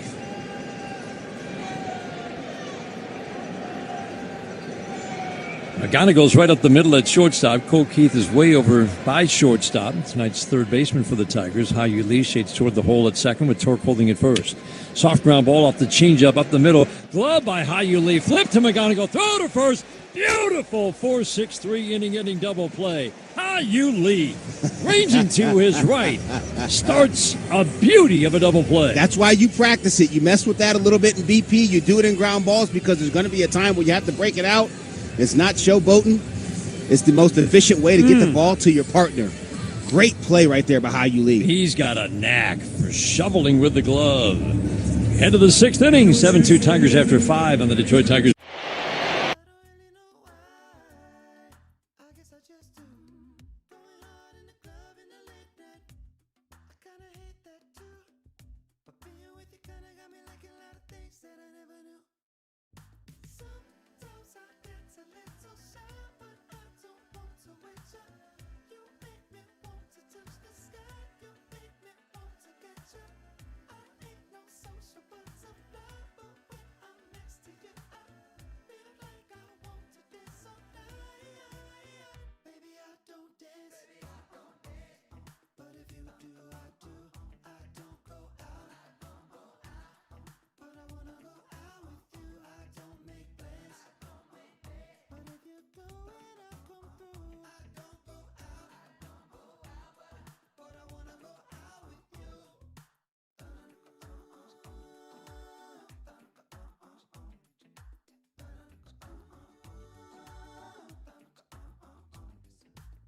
A sense of stage in the spotlight. Feel like nothing to lose. Come up live for the first time with you. Can't imagine the old me. Think I had so much groove. You unlock something inside me that I never knew. Sometimes I get a little shy, but I don't want to. You make me want to touch the sky. You make me want to catch your thing. I ain't no social butterfly, but when I'm next to you, I feel like I want to dance all night. Baby, I don't dance. But if you do, I do. I don't go out. But I wanna go out with you. I don't make plans. But if you go and I come through, I don't go out. Baby, I don't dance. But if you do, I do. I don't go out. Ball high and tight, no balls, 2 strikes. Hao-Yu Lee, that's a real, he's done it about 4 times since he's been with the Tigers. Charging balls to his left, grabbing it, knowing he had no time to do anything but shovel the ball to Torkelson. Lee swings and taps it foul. First time I can remember where he had to go to his right. And Bobby, if he takes the ball out of his glove and shovels it with his hand, they don't turn the double play. He gets one at second. He does not get the turn at first base. And the only way you make that shovel throw with your glove is if you practice it. Fly ball right field. This one's deep. Going back Mesa at the fence and off the top of the fence. Gone! Mark Ribinger, first base umpire, indicates home run for Hao-Yu Lee. Second career home run. 5th of the night for the Tigers. Back to a 6-run lead, 8-2. Yeah, good swing for Hao-Yu Lee. He has hit some balls very hard the other way. And you knew this was going to happen, Dan. He made a great play in the field. Made a great play in the field. It's an automatic homer when you make a great play in the field and you come up lead off that next inning. He got that same fastball away he took earlier in that bat and rifled that ball over the right field fence. Good swing. You said there's only one thing for him to do. That's it. As we came back from break, there's only one thing he can do here is hit a home run. Young man listens. He follows instruction. I like it. Riley Green followed the instructions earlier. 5 home runs. 5 home runs for the Tigers tonight. It has been the single biggest feature, if you will, lacking in this offense since the home run explosion. And it seems like so long ago, well, because it was, in Cincinnati. The 1-1. Line drive. Caught at first base. McKinstry lines. He's had good swings tonight. He has. Much better. Much better. That's a line out, but line drives tend to fall in, as we talked about. He's had a line drive single tonight, a deep fly ball out, and a line drive out. Now warming in the Tigers bullpen, number 75, Brendan Hanafy. 75, Hanafy now warming. First time this year the Tigers have hit 5 home runs in a game. And we just kept talking about it, Bobby. I mean, you know it's in there. The track records of some of these, it's in there. We just hadn't seen it. But the power outage really was kind of the biggest glaring weakness of this offense for the last I mean, if you want to go back 31 games, they've averaged under 3 runs a game. If you want to go back during this 25-game stretch where they've lost 21, they've averaged 2.5 runs a game. But it's with no power. 2-0. High pop-up near the A-ring. Down into the glove of Cedric Mullins, the center fielder in shallow center field. McGonigal, single walk, line out. And now a big pop-up to shallow center field. 8-2 Tigers in the 6th inning. Strikeout updates brought to you by Carbless, the official ready-to-drink canned cocktail of the Detroit Tigers. 6th inning today is brought to you by the Jack Demmer Automotive Group. Go in and experience the Demmer difference. Dylan Dingler, why not a 3-homer night? Trevor Martin delivers a sinker strike. Inner half. Palacios at second, shades up the middle of the outfield, respecting the power from Dylan Dingler because they've seen it twice. Playing him is, it's a no doubles luck here in the 6th inning.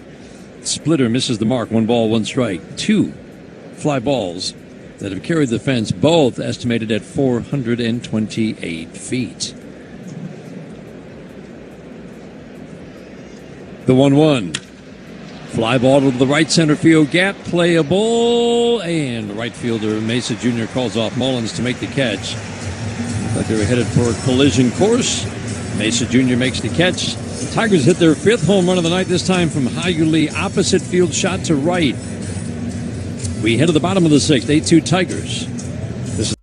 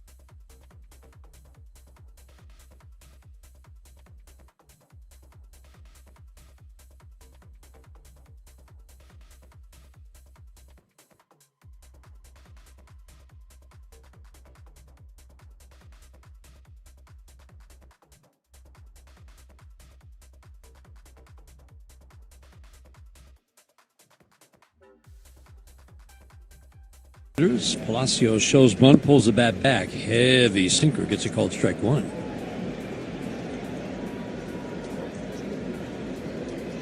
And a good start to the 2026 season for Brendan Hanafy.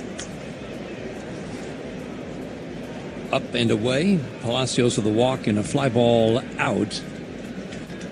Hanafy's been up and down a few times. This is his 12th appearance of the year. Check swing changeup. That's a big pitch for him against lefties. Needs to get lefties out, and so far it's early. Yep. Just 12 innings of work. But he's getting lefties out at a nice clip. The 2-1. Pass ball in. The sinker misses. 3-1. Yeah, I saw Brennan yesterday against the White Sox, through an inning. Clean inning, no walks, no strikeouts, no runs or hits as well. But like you said, Dan, that two-seam fastball, that's what he does. Two-seam sinker slider, but that changeup is what's going to be the separator. Missed big with a sinker. Dingler was setting up away, yanked it down and in. Lefty so far 1 for 10, now with 2 walks, no strikeouts. Changeup. He just couldn't land his changeup against lefties last year, and they had the big edge against him 2 years ago. He shut down righties and lefties. OPS below 700 for both.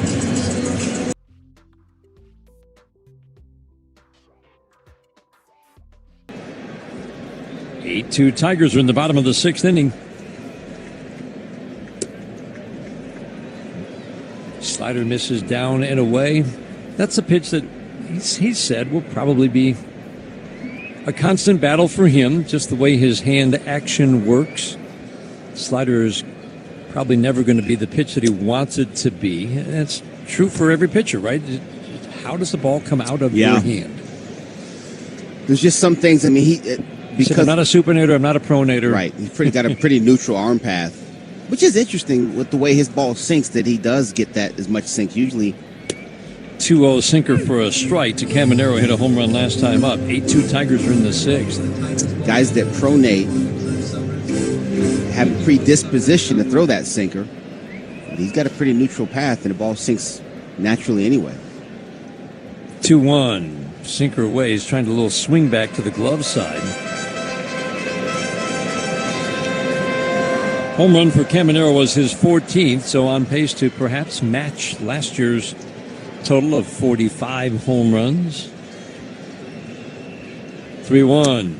Fastball, all called strike. Caminero immediately touches the top of his helmet.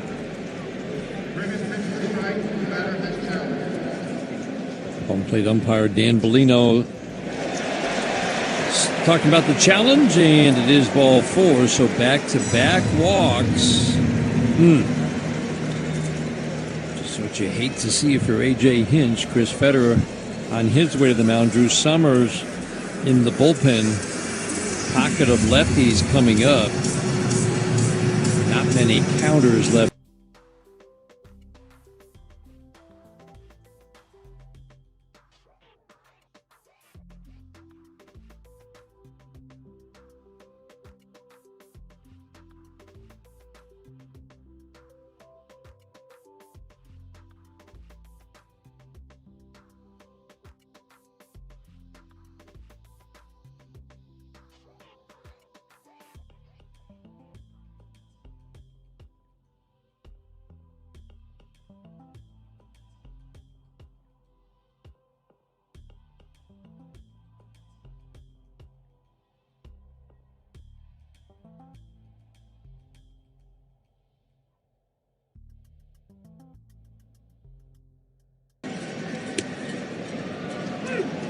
Ryan Valade in for Simpson.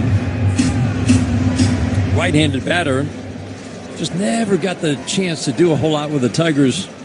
He's putting up nice numbers for the Rays. 0-1 sinker, 97. We haven't seen many 97s from Brendan Hannafy. That's good to see. That is good to see. Upticking the velocity a little bit. Usually sits about 95. That one's had a little extra giddy up on it. 1-1, fly ball, left field. Forget about it. Way back. Wow. Into the upper deck in left field. Ryan Valade with a 3-run home run. Just when you think the Tigers might have a nice relaxing night with a lopsided win, 3-run home run makes it an 8-5 game. Man. Yeah, Dan, that was a slider that was away from Ryan.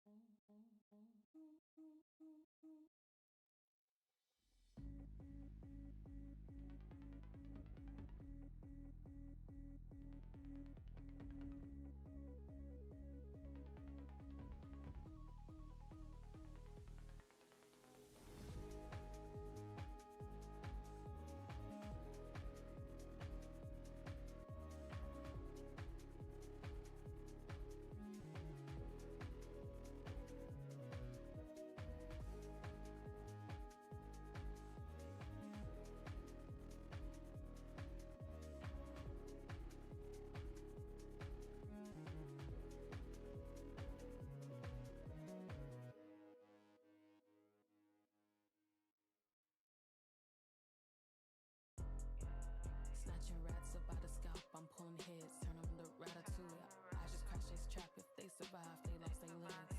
Keep this classified, I'm Mighty Mouse, ho, I ain't scared. Fuck apologies, fuck Ned, I might forgive him if he did.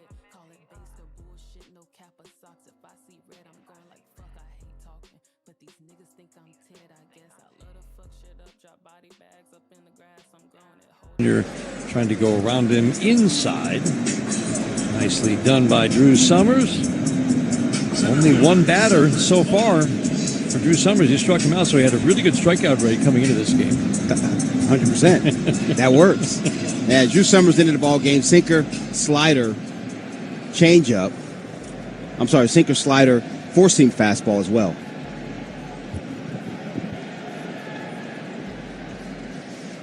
It's kind of a drop and drive. Yep. I've made this Sid Fernandez comparison. You got to reach back for that one. But I like it. I think it's right, though.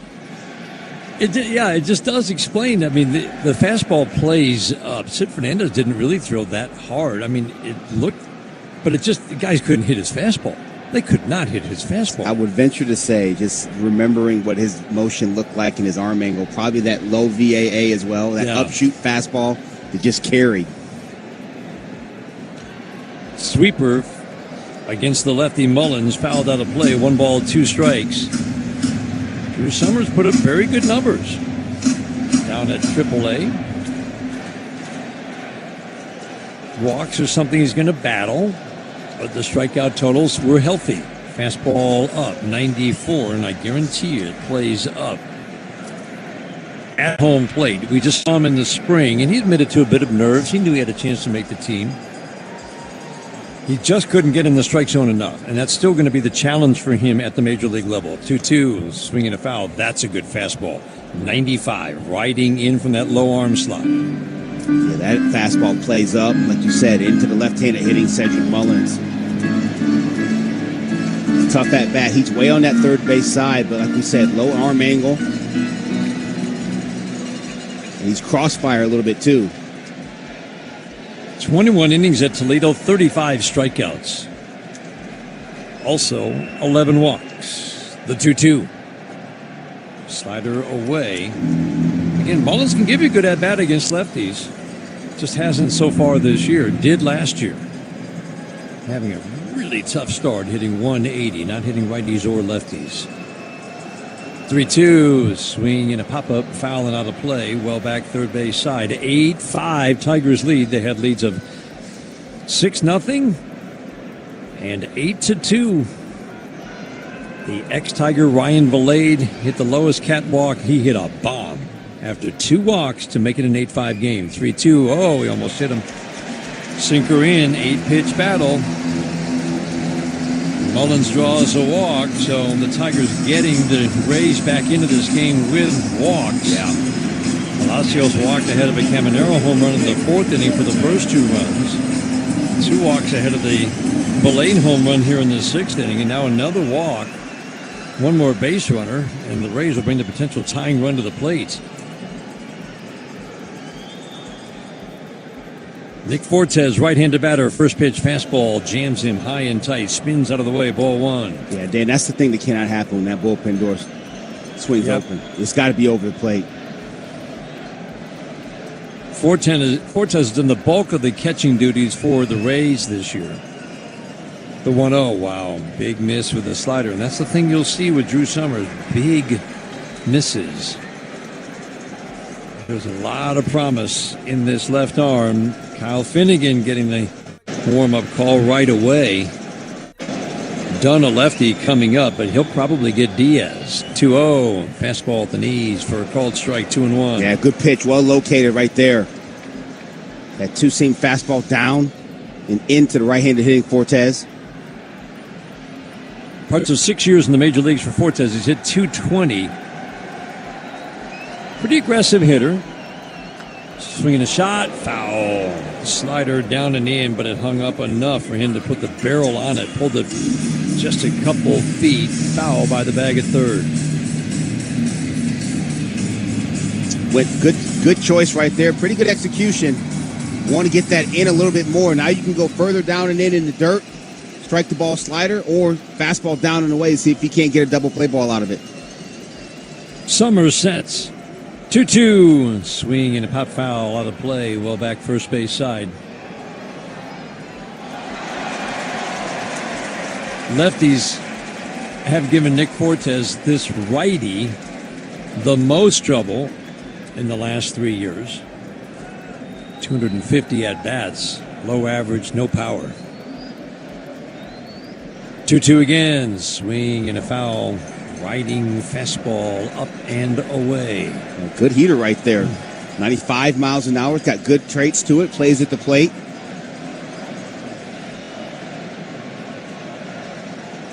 This will be the seventh pitch of the at-bat. Mullins has good speed. Edges off of first. 2-2 in the dirt with a changeup. Seventh pitch of the at-bat is ball 3.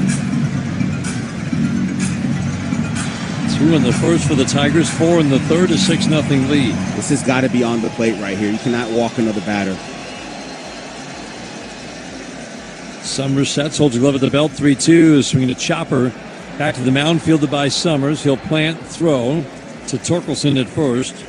Nicely done. Down to second goes Mullins. He's there with 2 outs.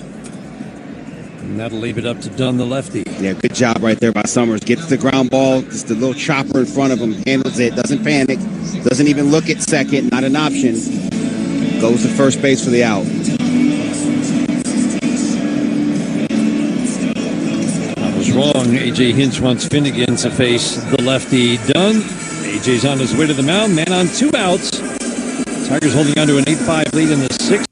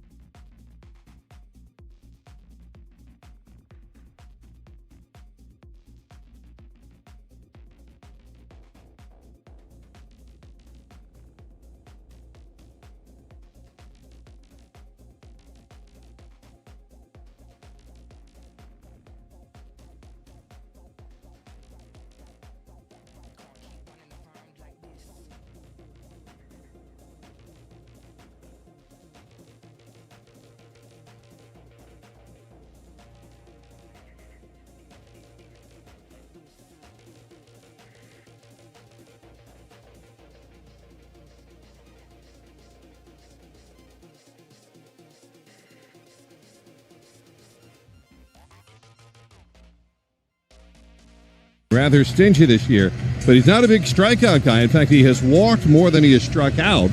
He'll face the pinch hitter Ben Williamson. 8-5 Detroit. We're only in the 6th inning.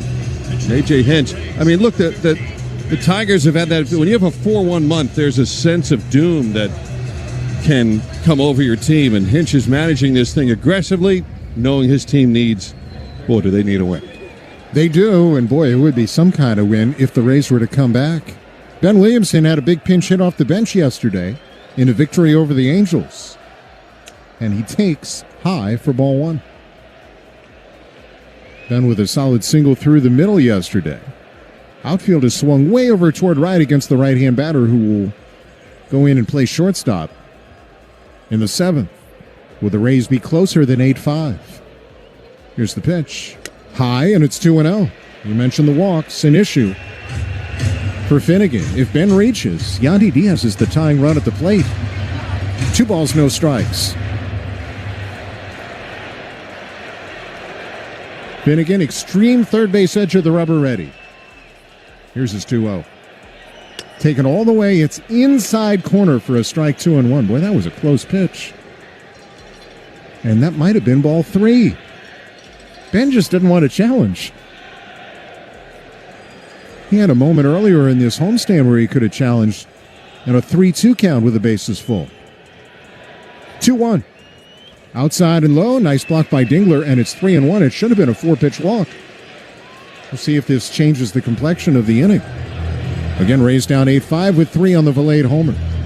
You know, every Monday at home is called a Magic Monday, where they invite teams of baseball groups that cater to those with special needs. And boy, this, I hope, is going to be a Magic Monday for the Rays with a comeback.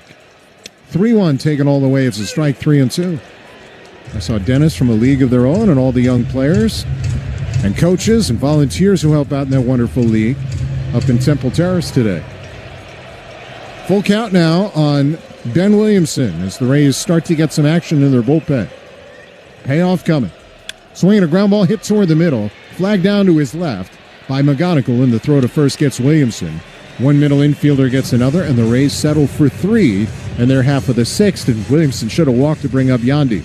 Instead, we go to the 7th. Rays have made this a game, though. They're down 8-5 after 6. This is the Rays baseball.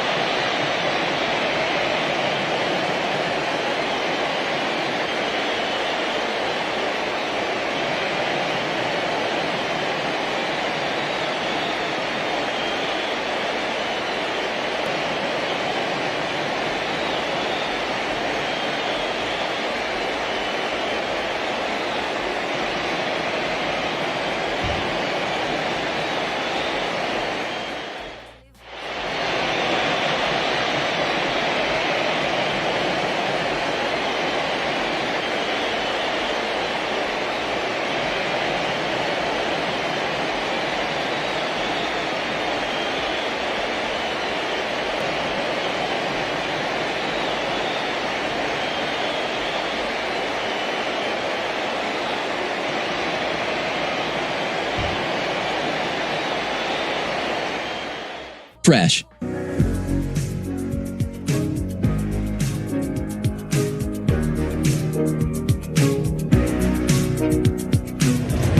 Ben Williamson stays in the game at shortstop. Final answer to the trivia question. Corbin Burns was correct on one of the other pitchers that won a Cy Young with fewer than 13 wins since 2021. 8-5 Rays trail. We go to the 7th. Here's Andy. All right, Neil, thank you. And here is Trevor Martin against Kerry Carpenter, who has already homered tonight and has returned to their lineup. And it takes ball one low and inside 1-0. We should point out that Ben Williamson, who's the first strike of the sequence, was off the plate inside, but ruled a strike. He did not challenge. And then on 3-2, he grounded out on a pitch that was about neck high. Pitch just swung on foul tip, and that would have been ball 4, which would have brought Yandy Diaz to the plate as the tying run. But as it turned out, been a little anxious perhaps, and grounded out, and it ended the inning. So it's an 8-5 Detroit as we head to the 7th. Martin in the 1-1 deal to the powerful Kerry Carpenter, and he's outside 2-1.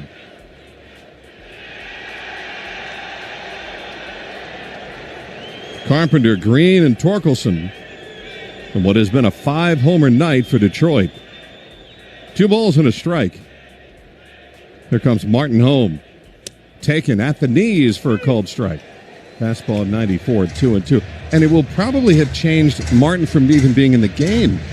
So it's amazing how one little thing can turn the decision of the manager in one direction or the other. 2 balls, 2 strikes to Carpenter. Besides the homer, he is struck out and grounded to second. 2-2 the count. Martin first base south of the rubber. Big hulking right-hander. Comes home. Swing, line drive, base hit right field. Boy, you don't think they miss Kerry Carpenter in that lineup? Better believe it. A 2-hit game as he returns off the injured list. Get ready for the best summer at Tropicana Field with the Rays. With the family pack, you can get tickets to the game, meals for everyone, and a parking pass, and it starts at $27 a person. It's the perfect way to spend a summer day at Tropicana Field cheering on the Rays. Find more, raysbaseball.com/summer. Now Riley Green, who is yet to be retired. He's 3 for 3 tonight. And Martin pitches to him, taking high ball 1. He had a 2-run double in the first. He had a home run in the third. He had a single in the fifth. And if you're wondering, he does not have a triple this season. I tell you, and the Tigers playing a pretty good triples ballpark. But he didn't have one yet. Here's ball 2 high. 2 balls, no strikes. It's 2-0 to Riley Green. From Oviedo, if I'm not mistaken. In our state of Florida. 2-0. Left-hand batter standing and waiting as Martin pitches. Breaking ball low. 3-0. Same high school as Zach Eflin. That's right. You know, at some point, you've got to stop the Tigers from scoring here. If you got a chance. I mean, the Rays were pretty close to having the tying run out last inning. But at some point, you just got to get some outs and stop the Detroit hitters. 3 balls, no strikes. And the pitch is very high. Ball 4. Martin just not helping himself. 2-1 and nobody out. And Torkelson coming up. Kyle Snyder walks to the mound. You know, Kevin Cash said when I went into his office today, first thing he said to me was, "This is a scary series for me." And I said, "What do you mean?" He goes, "Facing a Tiger team that you know is better than this." He goes, "I look at that lineup and go, and that's a big league lineup over there. That's a lineup that will put some pressure on you." He goes, "And you know they're due for something, and they're just coming off a sweep against a division rival in the White Sox." And that has proven to be the case. With 2 in the first, 4 in the third, and single tallies in the 5th and 6th, and hitting a bunch of homers tonight, too. The Rays, a valiant comeback effort with multiple run homers, a 2-run shot by Caminero, and a 3-run bomb by Valade. But it's 8-5 Detroit, but 2-1 nobody out. You just got to stop them if you really want a chance to come back today. You got that fine line, Andy, between wanting to come back but also not wanting to burn your staff while doing it. That's it. Which is why Martin's still out there. All right, here is Torkelson, struck out swinging twice, then hit by a pitch on the left elbow. Thankfully hit the arm guard. And Martin, with his first pitch to right-hand batting Torkelson, down the middle for a cold strike, 0-1.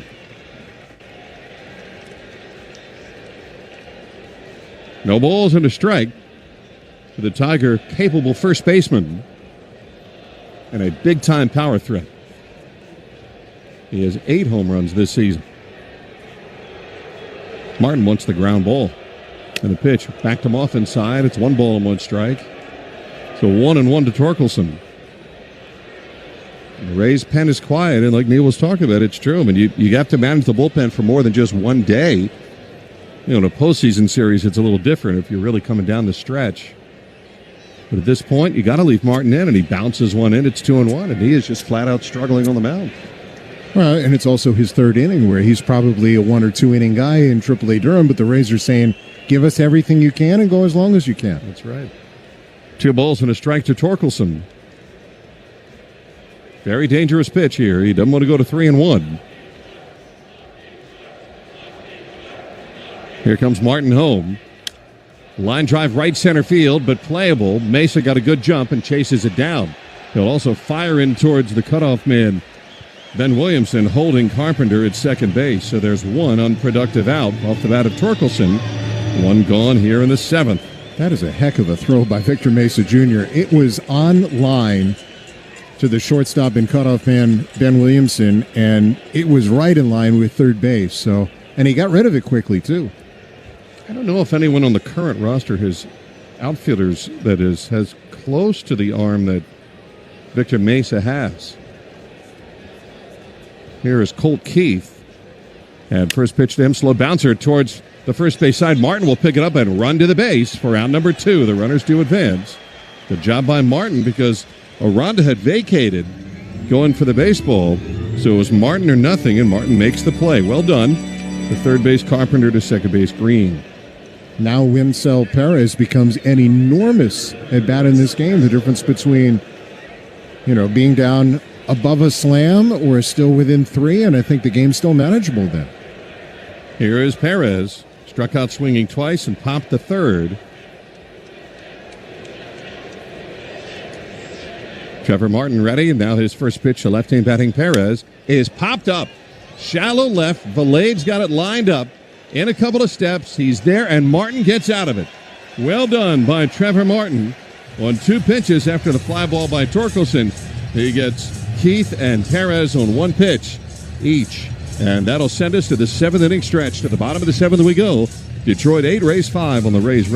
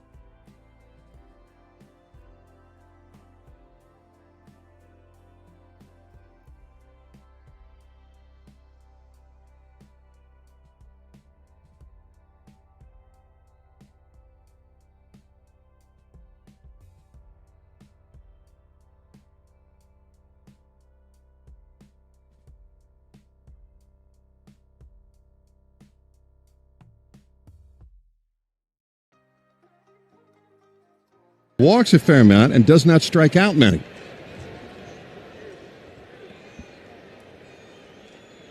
One thing to mention, though, he has induced 6 double plays. That is second highest on the entire staff of the Detroit Tigers. 1 ball, 1 strike to Aranda. And that one is taken inside, 2-1. I think Aranda went to turn and challenge that. But it was a ball. And he was reflexively touching his helmet, then turned and said something funny to the umpire, Dan Bellino. 2-1 the count to Aranda. And the pitch, swing and a miss. Great splitter by the right-hander Finnegan, and it's 2 balls, 2 strikes. Aranda's had a rough night, struck out twice and bounced into a double play. They pitched him tough. Palacios on deck. Caminero will be after that. 2-2 the count to Jonathan Aranda. Leadoff man on Diaz. Nobody out last of the 7th. 8-5 Tigers. Now the pitch. Very high, and it's 3-2. Boy, a lot of deep counts from the Tiger bullpen. It's Cole Sulser up on the Rays pen for the 8th. 3-2. He has a very short lead, not really a threat to run. And the payoff, swing and a miss. He struck him out. He went down and in with a slider, or a splitter. That's the 3rd strikeout tonight for Aranda. And 1 out here in the 7th. Yeah. He went back to his best pitch. And that was the splitter down and in. Beautifully executed by Kyle Finnegan. And there's 1 out. And Aranda's got a look on his face in the dugout. Self-aggravated. Here's Richie Palacios. Now the first pitch to him is lifted out of play off the third base side, and down it goes into the middle deck, and the count is 0-1. Talked to Oliver Dunn today prior to the game, who of course is new to the Rays and playing here at Tropicana Field. He said he loves how this place is, he called it sneaky loud, and it's got that energy in it tonight. The ball outside of Palacios, 1-1. Especially for a Monday. You bet. Great energy in the park tonight. Down, 6-0. Can't say there's a whole lot of energy at that point, but in part, the Tarps Off crew is doing their things. The only tarp you'll find in this place. And they're off. 1 ball, 1 strike. Palacios takes outside, 2-1. If you're the Rays and you were down 6-0, I think the most you could ask for would be to get Junior Caminero to the plate as the tying run. If Palacios gets on, that's precisely what would happen. Junior's next. 2 balls and a strike. And the pitch outside, 3-1. 3 balls and a strike to Palacios.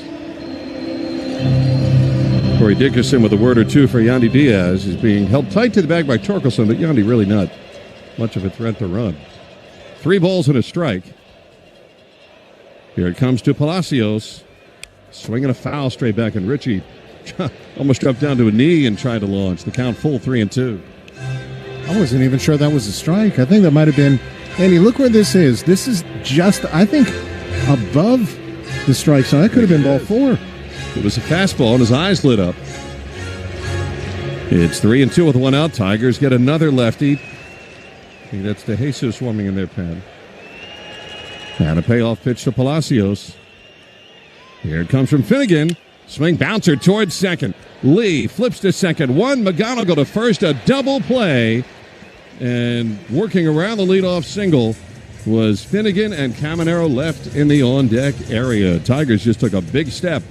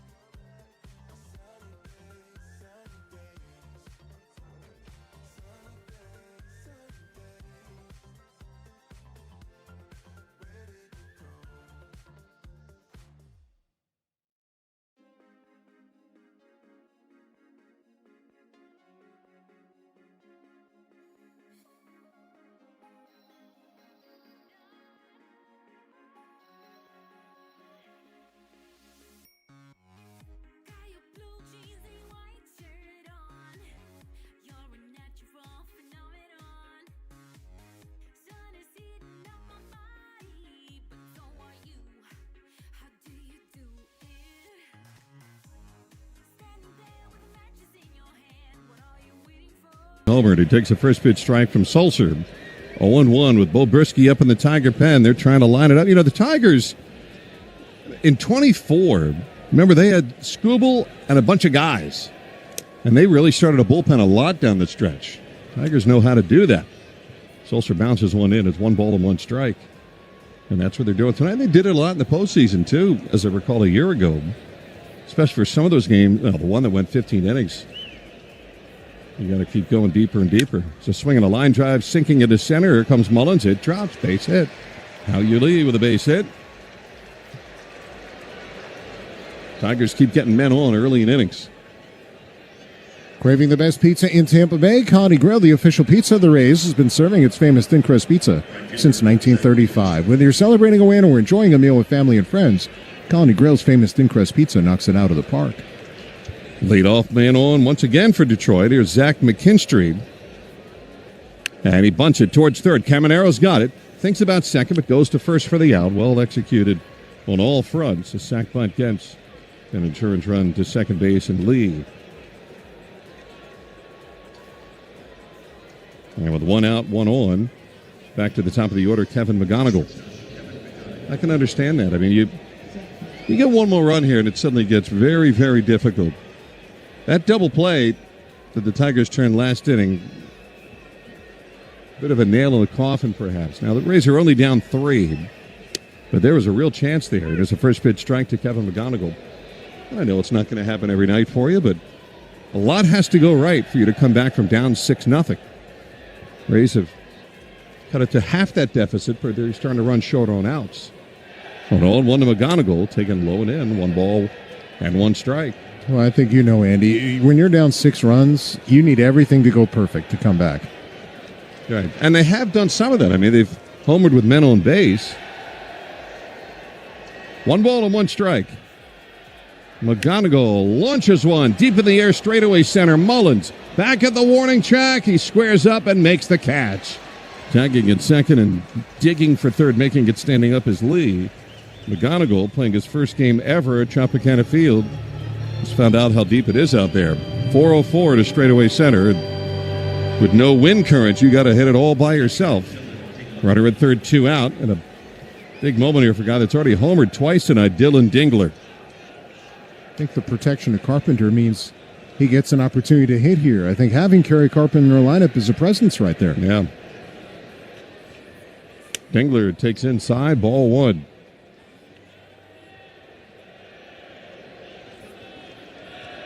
Dingler with a pair of the 5 home runs tonight, hit by Detroit.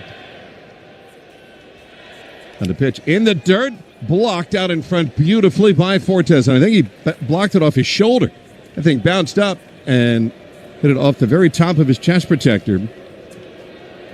And without a doubt, that saved a run. They're showing it to us again. It was a changeup that did land in front of the plate. Yeah, and he hit it with the shoulder right into his face mask and knocked it out in front of the plate. That might have been 2 feet in front of the plate when it bounced. 2 balls, no strikes. Dingler takes down the middle for a strike. Tigers did hit back-to-back homers, or back-to-back-to-back homers, 3 in a row today. 6 years ago in August, they had 4 home runs in the first inning off Derek Holland, including 3 in a row. Nico Goodrum, Miguel Cabrera, C.J. Cron, Jamer Candelario. And the Tigers do it tonight.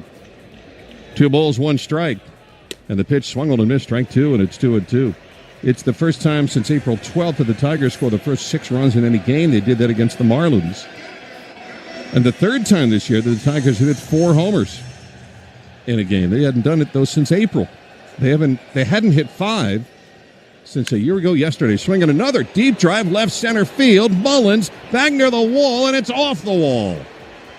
RBI double for Dylan Dingler. Drives in the 8th run. Lee scores, and the Tigers pull away again. It's 9-5 Detroit, and what a night for Dylan Dingler. He's got 4 hits. He's got 4 runs batted in. He's got 3 runs scored so far. I think all his work has been done against the fastball, too. So that changes things. Now they're back to a slam lead. And we're in the 8th inning. So the Rays have been unable to stop the Tigers from scoring, and it makes it that much more difficult. Here comes Kerry Carpenter. He takes low and inside, ball one. The Tigers are playing for 1 run in the inning. They've gotten that run. The bunt by McKinstry advanced Lee to second, to third on a fly out by McGonigal, and then a big double by Dingler. 1 ball, no strikes to the left-handed batting Carpenter. Sulser throws, swing and a miss. And it's even up, 1 ball, 1 strike. Looks like Brisky will be in at the bottom of the 8th. And at some point tonight, somebody from the lower part of the order is going to have to contribute against the A Tiger bullpen. He and Will Vest, you'd think, would probably combine for the last 6 attempted outs. Swinging a dribbler up the third base line. It's a fair ball. Slowly rolling by third down the left field line. Here comes Dingler in to score, and Carpenter into second with an excuse-me double. It's 10-5 Detroit. And all the work that the Rays did to come back in this game, it's all been undone. And Carpenter's got 3 hits in his return. And he will be removed for a pinch runner. Matt Vierling will go out and run for Carpenter. If you can't stop the other team, you just can't win these games. And you come back in. And the Rays have made a valiant effort to come back. But they're down 10-5. And here's Riley Green with Matt Vierling running for Carpenter at second base. That one wasn't even hit hard. That was just a side spinner that hugged the third base foul line. Green swings and misses, and it's 0-1. So for a Tiger team that scored 5 runs over the entire weekend against the White Sox and being swept, they double that in not even a full game tonight. Swinging a foul straight back and into the second deck. And no balls, 2 strikes to count.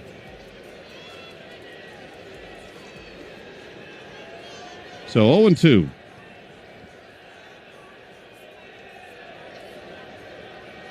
Sulser to the stretch. Here he comes. Bounced in, another block by Fortes. 1 ball, 2 strikes. Look at the top of the order for the Tigers. Dingler, 4 hits and 4 runs scored. Carpenter, 3 hits in his return. Green, 3 hits plus a walk. They have tortured Rays pitching tonight. 1-2. And the delivery is a changeup low. It's 2-2. And the Rays have the 2-run homer by Caminero and the 3-run homer by Valade. And when it got to 8-5, started to get interesting, but now it's back to a 5-run Tiger lead. A swing and a miss. Sulser retires Green and the Tigers, but they get a pair of 2-out runs, and those are hard to get back in the late innings. We go to the bottom of the 8th. 10-5 Tigers on the Rays Radio Network.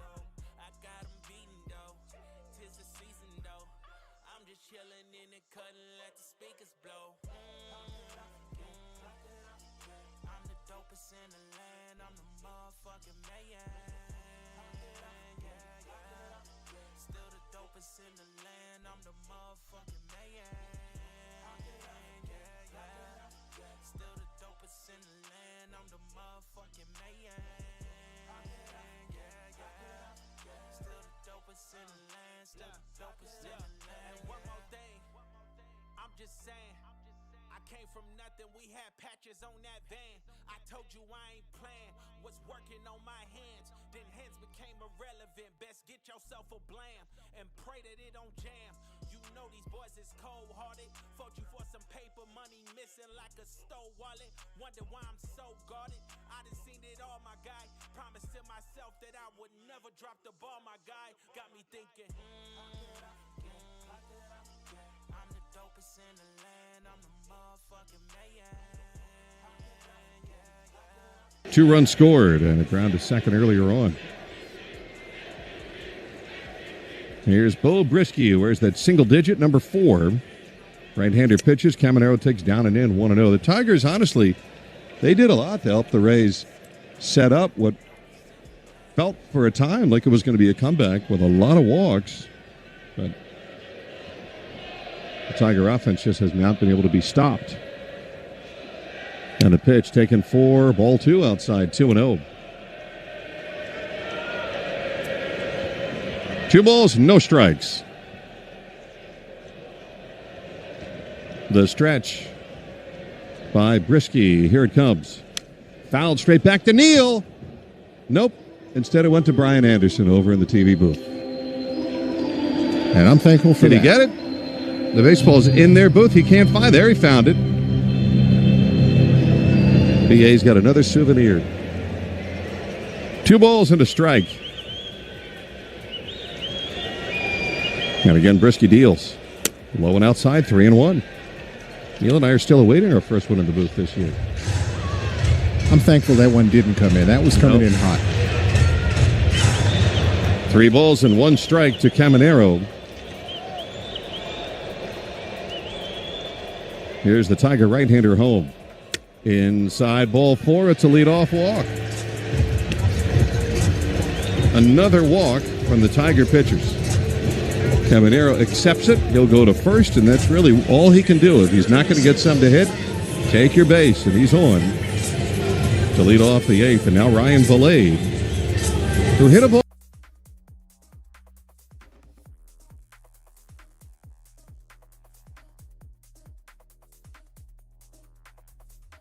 Headed for the sky deck, and then the D-ring batted it down. His 3rd home run of the season. Brisky's first one to him, taken all the way, low and outside, ball 1. Yeah, the way teams get invited back into games is from walks. I mean, the Tigers have 14 hits to the Rays' 6 hits, but Rays still, they need to get the offense rolling, and sometimes not swinging the bat can be the best way. I think yesterday the Rays walked twice with the bases loaded. Valade takes down and away, 2-0. In fact, I did not realize this, and I double-checked to make sure. You know, the Rays have walked with the bases loaded 11 times already this season, much higher than I can tell you I would have predicted. The record is, or at least in recent memory, as the pitch of Valade is a strike, 2-1.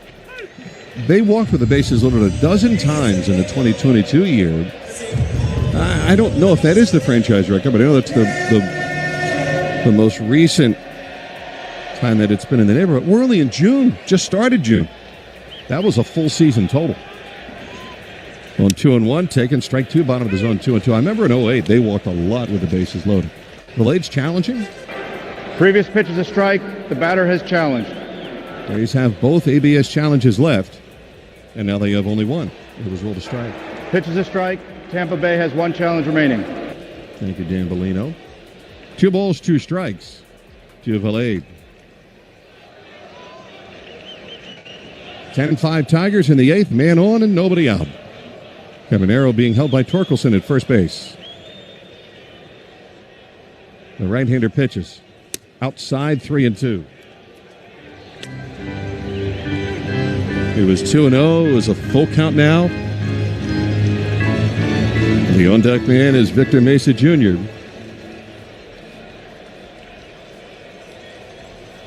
Three-two delivery coming on to Valade. Here it is. Fly ball out of play off the first base side. It's a good pitch. Down and away, and Valade did a fine job to foul it off and live to see another. Full count, 3 balls, 2 strikes. We said the back half of the order is going to have to do something tonight. If the Rays are going to come back 3-2, it remains to Valade. Cabanero hands on knees at first, and the pitch is lifted in the air towards right, but not particularly deep. McKinstry does go back a couple of steps and hauls it in. We pause for station identification now on the Tampa Bay Rays Radio Network.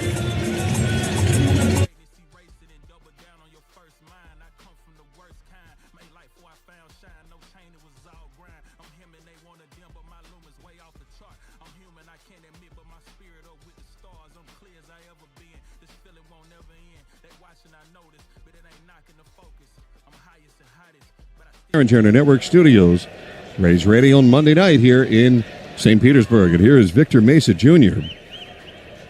And first pitch to him, waved at and missed. It's 0-1. Tigers have never trailed. The Rays have been looking up at them all game. They got 2 in the first, 4 in the third. They've only expanded their lead. The Rays did cut it a couple of times, but they've been able to blow the lead back up to 10-5. Tigers here in the 8th inning. 1 out, Cabanero at first. And here is Mesa Jr. Had the game-winning run batted in yesterday. Bo Brisky ready, set of the letters, and comes home. Fouled straight back at 0-2.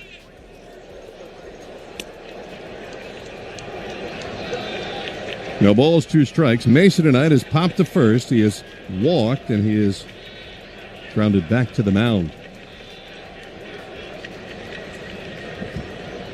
No balls, 2 strikes. The pitch is high. 1 ball, 2 strikes to count. Night game tomorrow, day game Wednesday, and then off to Miami we go.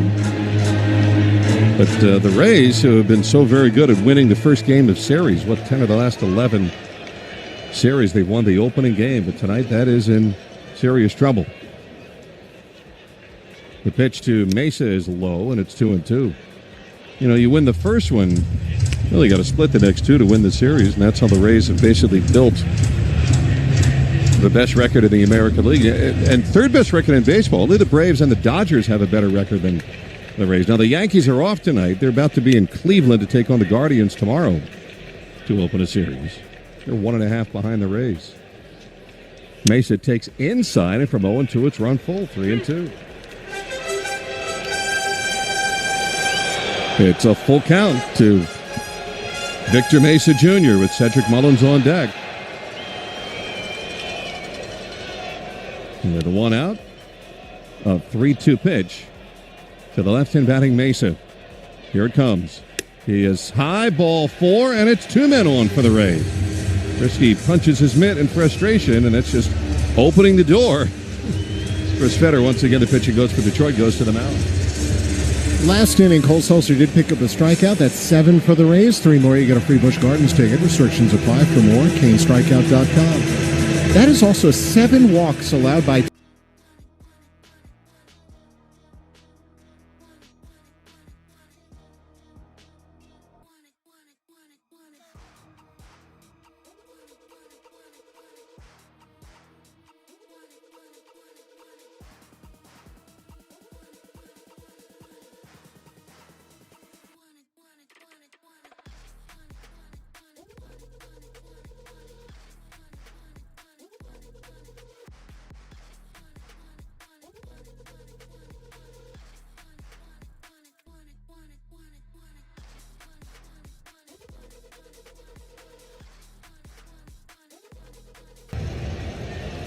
Mullins did walk last time up. He did strike out swinging twice earlier.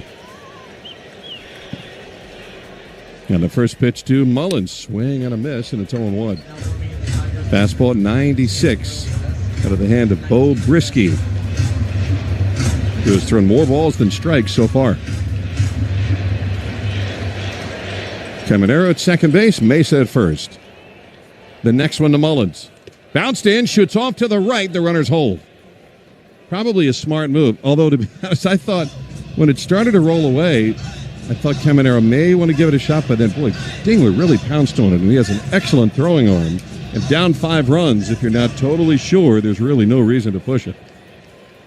And Mesa did a good job watching what Cabanero did ahead of him. 1 ball, 1 strike. To the left-handed batting Mullins, who takes outside 2-1. Mullins had one of those bases-loaded walks yesterday that we were chatting about. Rays down 5 runs in the 8th. Need one of their patented late comebacks. 2 balls and a strike to Mullins.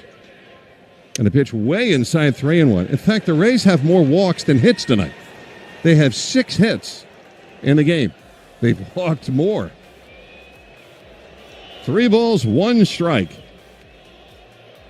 Nick Fortes, the on-deck batter. Watching the runners take their leads. Here it comes.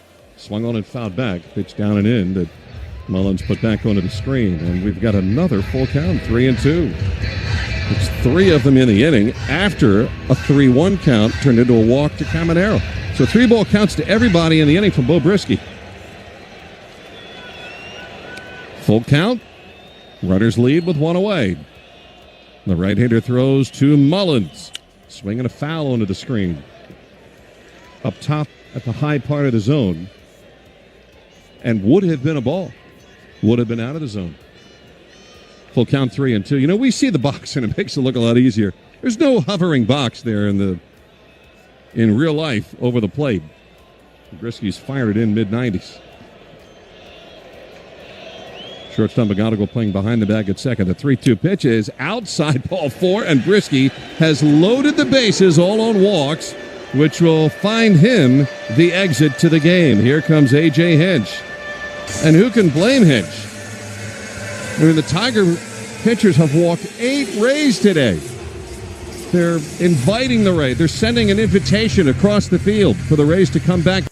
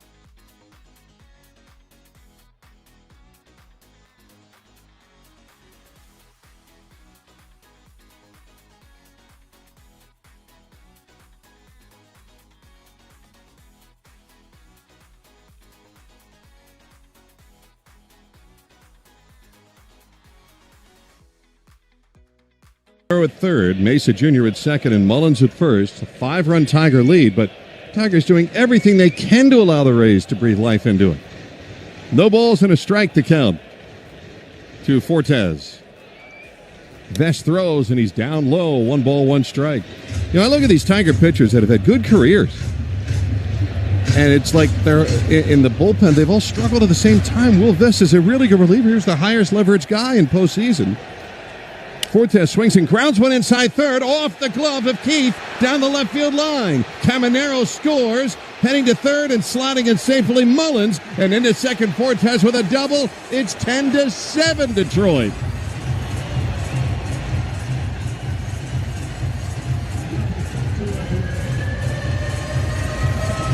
I mean, I know the Tigers are winning this game. You'd have to say they're still favored. But they got to feel like this is the way it's felt in May. Well, Andy, unless Ben Williamson hits into an odd double play, Yandy Diaz will come up this inning as the tying run. Goes into the books as a 2-run double for Nick Fortes. A single might make it a 1-run game, possibly, with second and third one out. Here's Williamson, then Yandy Diaz next. The first pitch to him. Taken. Strike on the outside, 0-1.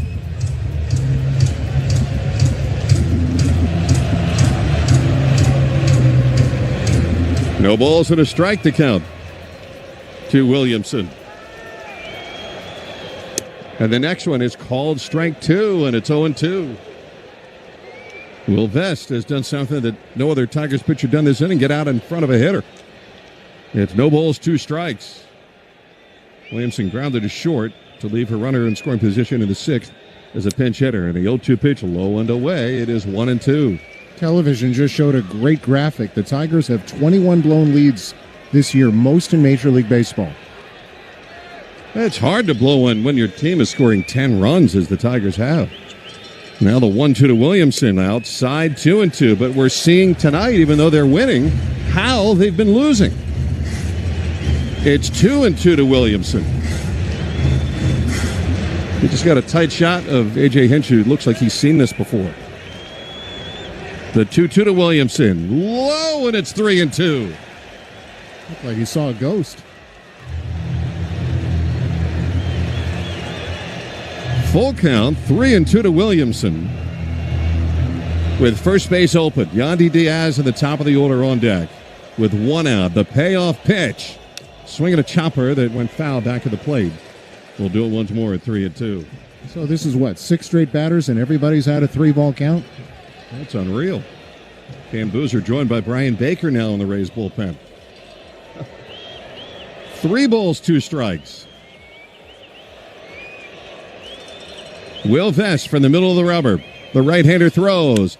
Grounded right side off the glove of Torkelson into right for a hit. Scoring is Mullins. Here comes Fortes in the throw. He scores standing up. It's a 1-run game.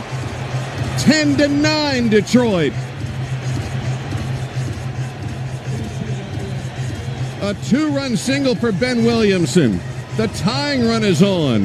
The go-ahead run is coming to the plate. And here's Yandy Diaz.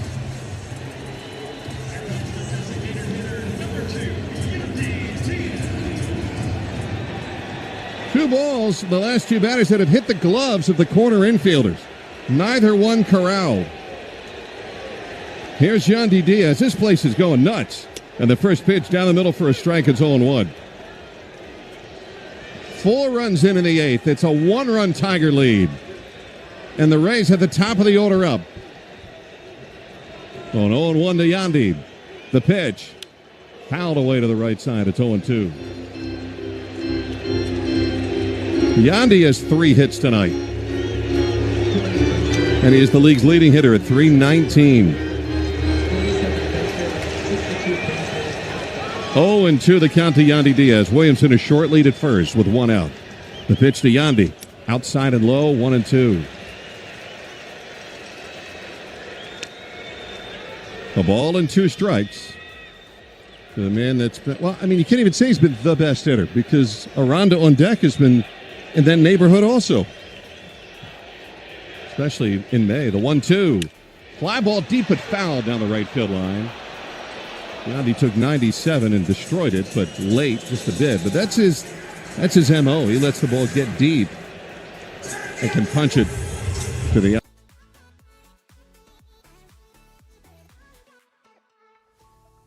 And to the count. Williamson with a short lead away at first. Yandy lines one up the middle. There is second baseman Lee, who drops the baseball. Throw to first, not in time. The Tigers are imploding. It's 2 men aboard. That should have been the end of the inning. And it's 2 on with 1 out for Jonathan Aranda. It's like the Detroit Tigers have forgotten how to play baseball.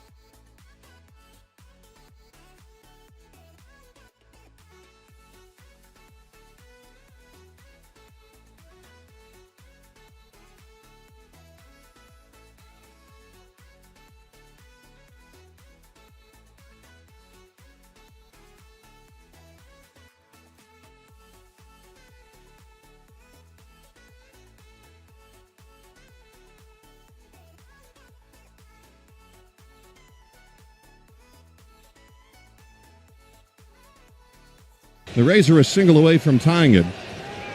Aranda is having a very rough night. 3 strikeouts and a double play.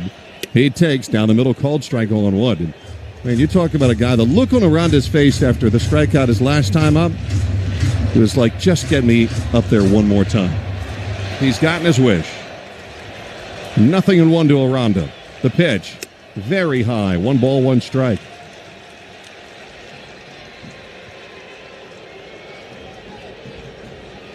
Ten to 9, Detroit. Williamson at second, Yandy Diaz at first. The infield plays Aranda to pull. The outfield deep and straight away. The next one, fouled straight back. Rolling into the on-deck area, and it is 1-2. The league's RBI leader at the plate, hitting a base hit to add to the total and make this place come apart. The left-handed batting, Aranda standing and waiting against the right-handed reliever, Will Vest. And on 1-2, it's low, 2-2.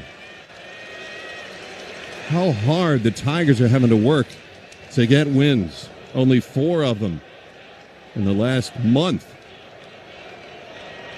A little less than a month. 2-2 to Aranda. Another one.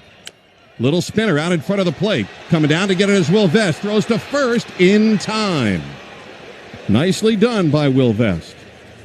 And Aranda is 0 for 5. He does advance the runners, though. Williamson, the tying run to third. Yandy Diaz, the go-ahead run to second. And up comes Richie Palacios. Going to take the lead with a base hit now. They would certainly tie it. But can Palacios get one through the infield? Richie has walked twice, scored twice, into a double play and flying to right. And the first one to him swung on and fouled back at the plate. It's 0-1. No balls and a strike. I think Dingler was just saying, I caught that. Is that a pop-up catch? No. It just went back and he caught it out of the air on a foul tip. No balls and a strike to Palacios. Runners lead at second and third. The pitch down the hill. Taken low and outside. 1 ball, 1 strike. And the Tigers are challenging. Previous pitch is a ball. The catcher has challenged. Dylan Dingler requesting the challenge. And it's a ball. Pitch is a ball. Detroit has 1 challenge remaining. Each team now with 1 ABS challenge remaining. 96-mile-an-hour heater that Palacios wisely took low and away. 10-9 Tigers. Second and third, 2 out in the 8th. Palacios waits the pitch. Swing and a miss, and it's 1-2. Well, to be a late-inning reliever in postseason, Will Vest, who's had some success in October, you got to be a battler, and he is doing that here in the 8th. He's gotten the Tigers a strike away from holding on to their lead. And the 1-2 now to Palacios. Line drive down the left field line, just foul. Oh. Palacios took one away, up and away, would have been a ball, flicked his wrist, and just a tad late. Even he's jumping around the plate going, ooh. 1 ball, 2 strikes. 25th pitch of the inning in relief for Vest. Here it comes, taken down low, and it's 2-2. And even count to Palacios. Every at-bat is a fight this inning. The first three of the 4 guys that came up walked, and they've all scored. Now on 2-2 to Palacios. Left-hand batter waiting. Here it comes. High drive, straightaway center field, but not in this park. Perez back a couple of steps, calls for it, and he catches it. And the Tigers maintain the lead, but they give 4 of them back. Tigers take a 1-run lead to the 9th. 10-9 Detroit on the Rays.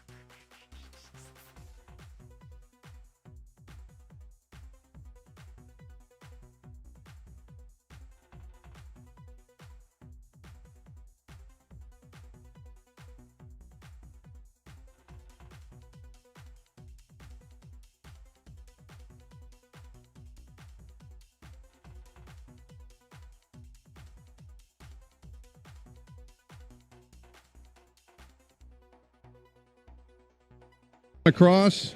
They have all mattered tonight. Clevenger throws to Torkelson, very high and outside, ball one.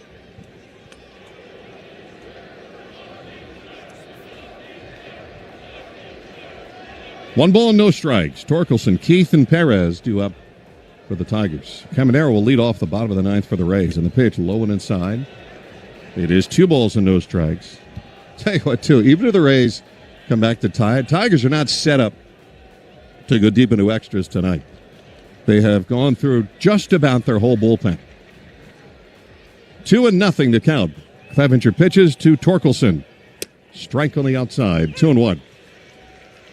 But look, the Tigers still haven't relinquished the lead. They've had it since the first inning. When the Rays have gotten close, but they're 1 hit short. 2 balls and a strike. Lefty Clevenger pitches, lifted in the air into shallow right field. With Mesa lined up and ready, moving to his right. He catches it one-handed, 1 out in the 9th inning. So Clevenger got away with falling behind in the count and got himself a first pitch out, and the Tigers will go on to their bench. Yeah, it looks like Jahmai Jones is going to pinch hit here. He will bat for Colt Keith, the third baseman. So Jahmai Jones off the bench. And there's the announcement. Jones hits for Keith, who went 0 for 4. He did get on a fielder's choice and steal a bag.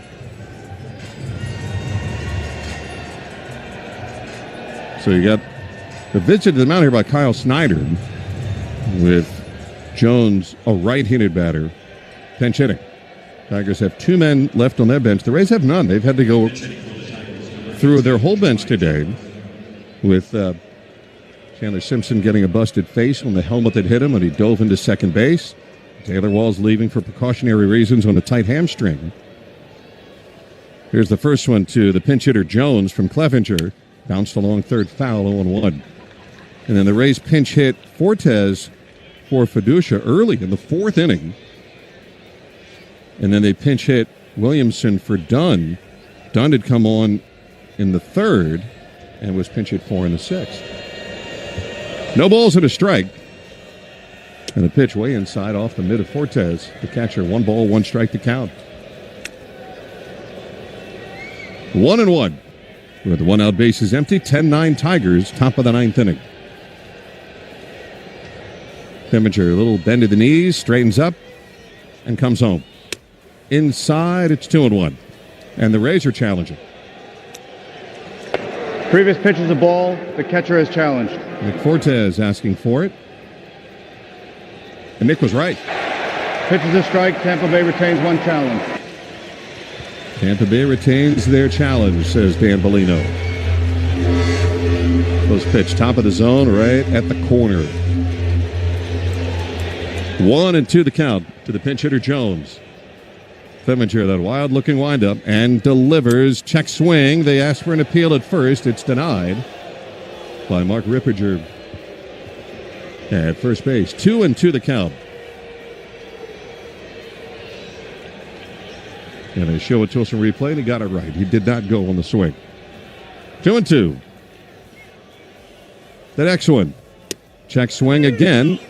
And it's called strike 3 anyway. Fortes asked for a challenge on a check swing, or is Jones challenging? Previous pitch is a strike, and now the batter has challenged. Okay, and now the batter is challenged. And the batter was right. Pitch is the ball. Detroit retains 1 challenge. So it's full 3-2.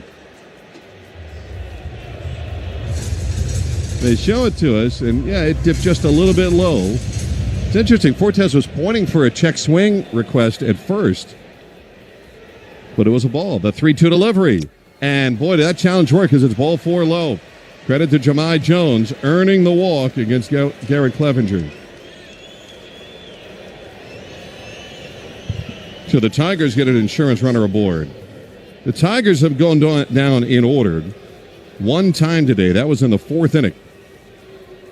The Rays went down in order in the 2nd and 3rd, and not since. A lot of base runners today. Here's Winsell Perez batting right-handed. Nope, throw to first. chasing Jones back. Jahmai Jones is 0 for 2 in steal attempts, but Clevenger doesn't tend to hold runners that close, even being a left-hander. So we'll see if he wants to run.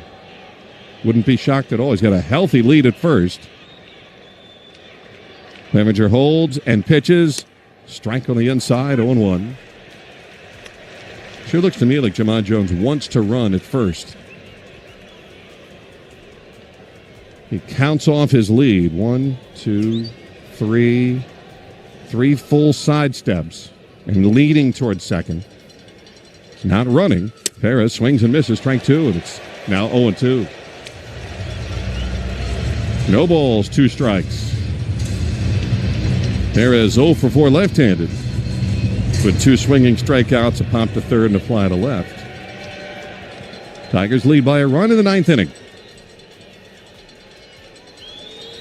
Clevenger steps and throws to first almost wildly. In fact, Aranda reached over a ducking runner Jones, and also ducking was Mark Rippinger, the first base umpire.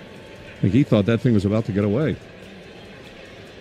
On 0-2, we'll see if he's going to go, if the Rays like pitch out a little bit here.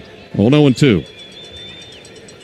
Jones does not run, and the pitch is high and away. It was not a pitch out.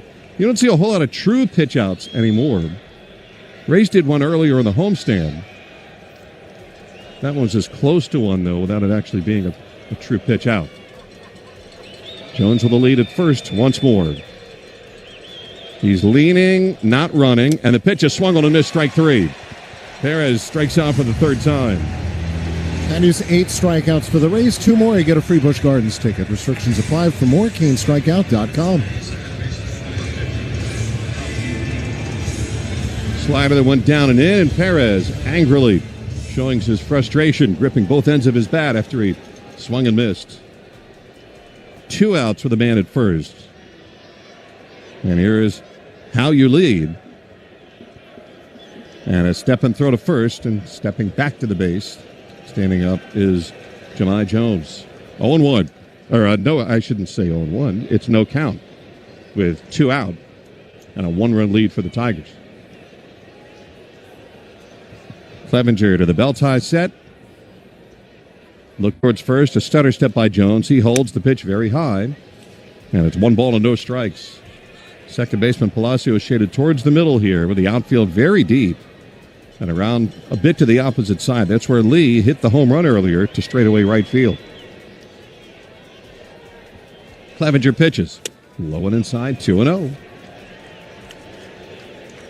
2 balls, no strikes to how you lead. The Taiwanese second baseman who got away with a key error in the bottom of the 8th inning. You know, he was sweating it out when the Rays got runners at second and third. He swings and misses with a fastball, 2-1. 2 balls, 1 strike to the right-hand batting lead.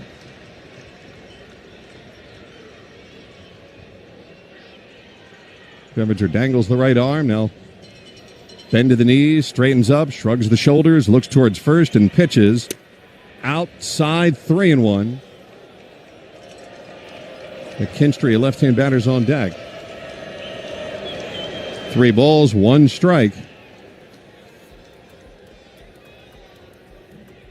Clevenger, third base side of the rubber, stands in a closed stance and pitches. Strike at the top of the zone. It's 3-2. Hey, what, this inning, there are times when Clevenger feels like his slider is his better pitch to throw a strike. This inning, it's been his fastball. He's gotten swing and miss to the slider, but he's more in the zone with the heater. Jones now will be running on 3-2. Swung on and fouled back, and he gave him the heater at 97. And Lee deflected it away. Full count, 3-2. 10 runs, 14 hits for Detroit. 9 runs, 8 hits for the trailing Rays. And another payoff pitch from Clevenger to Lee. High pop-up, right side of the infield. Aranda's got to play in foul territory, waiting, and he's got it. The side retired. Clevenger throws a scoreless inning, and now it's up to the Rays to try to pull off what would be a remarkable comeback if they can do it. But they still trail. We go to the bottom of the 9th. It's 10-9.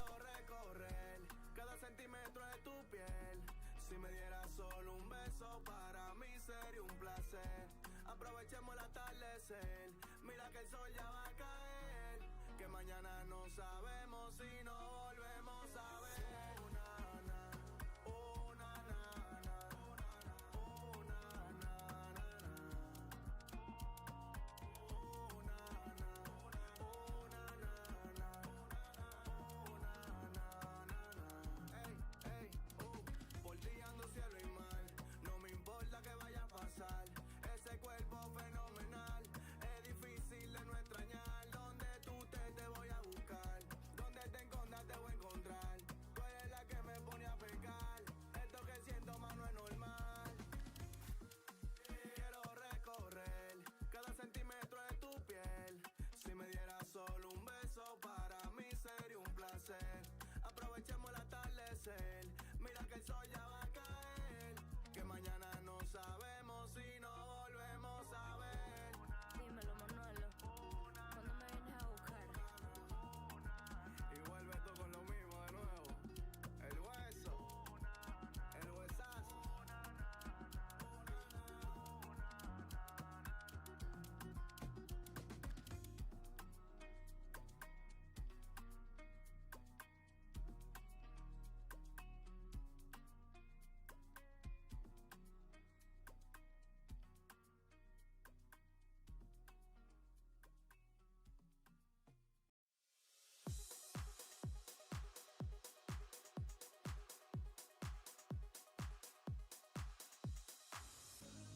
Against Will Vest, who hasn't saved a game this year and is asked to get 5 outs for the first time this year, and he has just a 1-run lead at 10-9. Rays up in the bottom of the ninth. Okay, here are the Rays. Now down only 1 as we go to the bottom of the ninth. And the first pitch is a called strike to Junior Caminero from Will Vest, and it's 0-1.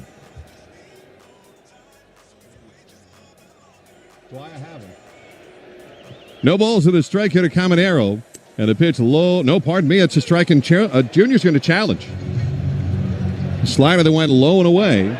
Previous pitch is a strike. The batter has challenged.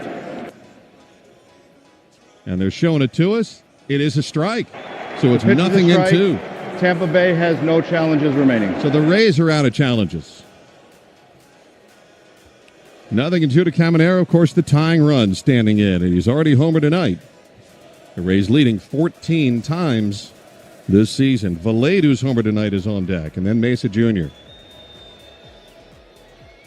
And now the 0-2 pitch. Swing, ground ball sharply hit, but right to second. To his left, How You Lee throws to first, and there's 1 out. And if you're the Tigers, you can breathe out a little bit in getting Caminero. Junior hit it at 109. And there's 1 out here in the bottom of the ninth inning. And up comes Ryan Valade, who had a 3-run homer earlier on tonight, which made it from 8-2 to 8-5. Now the first pitch to Valade bounced in outside, ball 1. Tigers may be asking Will Vest to do some things that he isn't used to yet this season, for sure. In a year where he's got about a 7.5 ERA, but desperate times in Motown. That's a team that might sell their soul for a win tonight. 1 ball and no strikes. And the pitch there is a strike over the outside. It's 1-1. I think Vest, though, is one of those guys that can, as the saying goes, dig down deep a little bit. Having seen what he's done in some very high-pressure October games. Now the 1-1, slice foul down the right field line. It's 1 ball, 1 strike.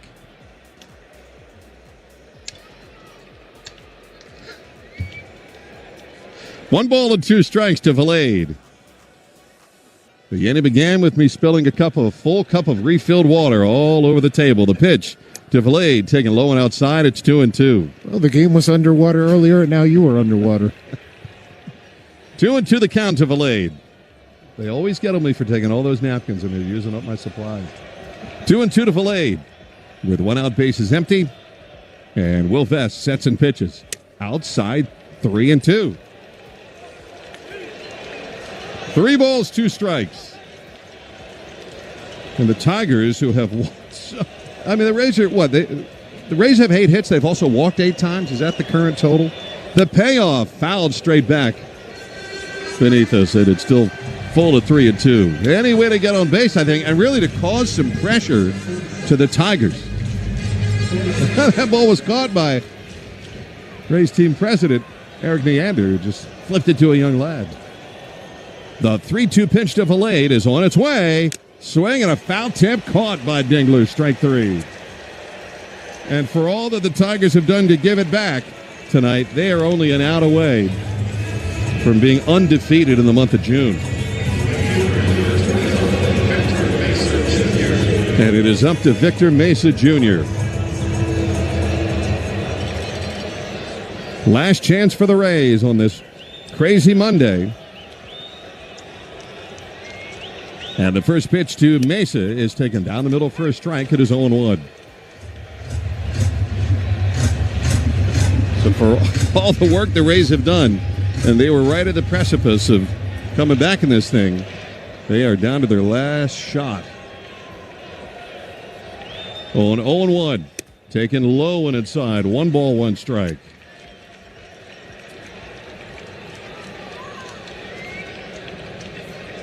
Will Vesta came home with 1 out in the 8th inning. 38 pitches in relief as the Tigers on the brink. And the 1-bunt pitch rolled foul by first, and now the Rays are down to their last strike. It is 1-2. A ball and 2 strikes to Victor Mesa Jr.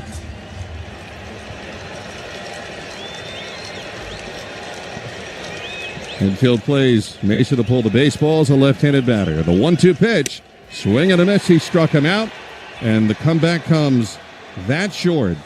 Tigers snap. Well, at least they hope they snap. A loss of 21 of the last 25 games with a win tonight here at Tropicana Field. They stave off the Rays, even though they helped the Rays come all the way back, or at least close to it. The final, Tigers 10, Rays 9. This game was not short on entertainment value for sure, but in the end, it is a frustrating loss for the Rays on a night where Griffin Jax gives up 6 runs in 4 innings, and the Tigers even hit back-to-back-to-back home runs against him. The bullpen was a little leaky for both teams, and the Rays never could stop the Tigers enough to get them the 10-9 victory. Tigers win over the Rays by a run.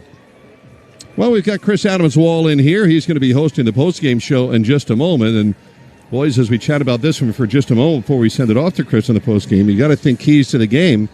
In my mind, the fact that the Rays bullpen just could not stop the Tigers. Therefore, the Rays hitters could not do enough.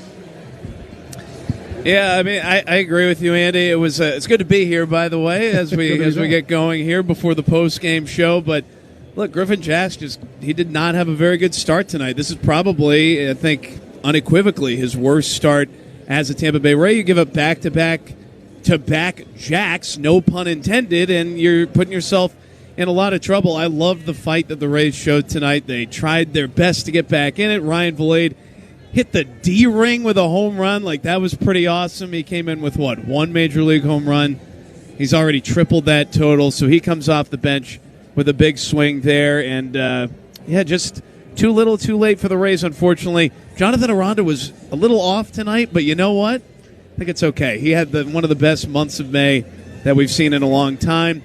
Dylan Dingler, he's a pretty good player, I think we're finding out. But, look, too little, too late. I love the fight that they showed, though, in the bottom of the 8th. The big 2-run double there. And the 2-run single by, Ben Williamson in that spot. Like, that was great, too. So, disappointing, obviously, because you see the Tigers' record. But as you talked about earlier, Andy, this is a Tigers team that's probably a lot better than that record. What do you think, Neil? Very simple. When you fall behind 6-0 in the 3rd inning, you need everything to go perfect. And unfortunately for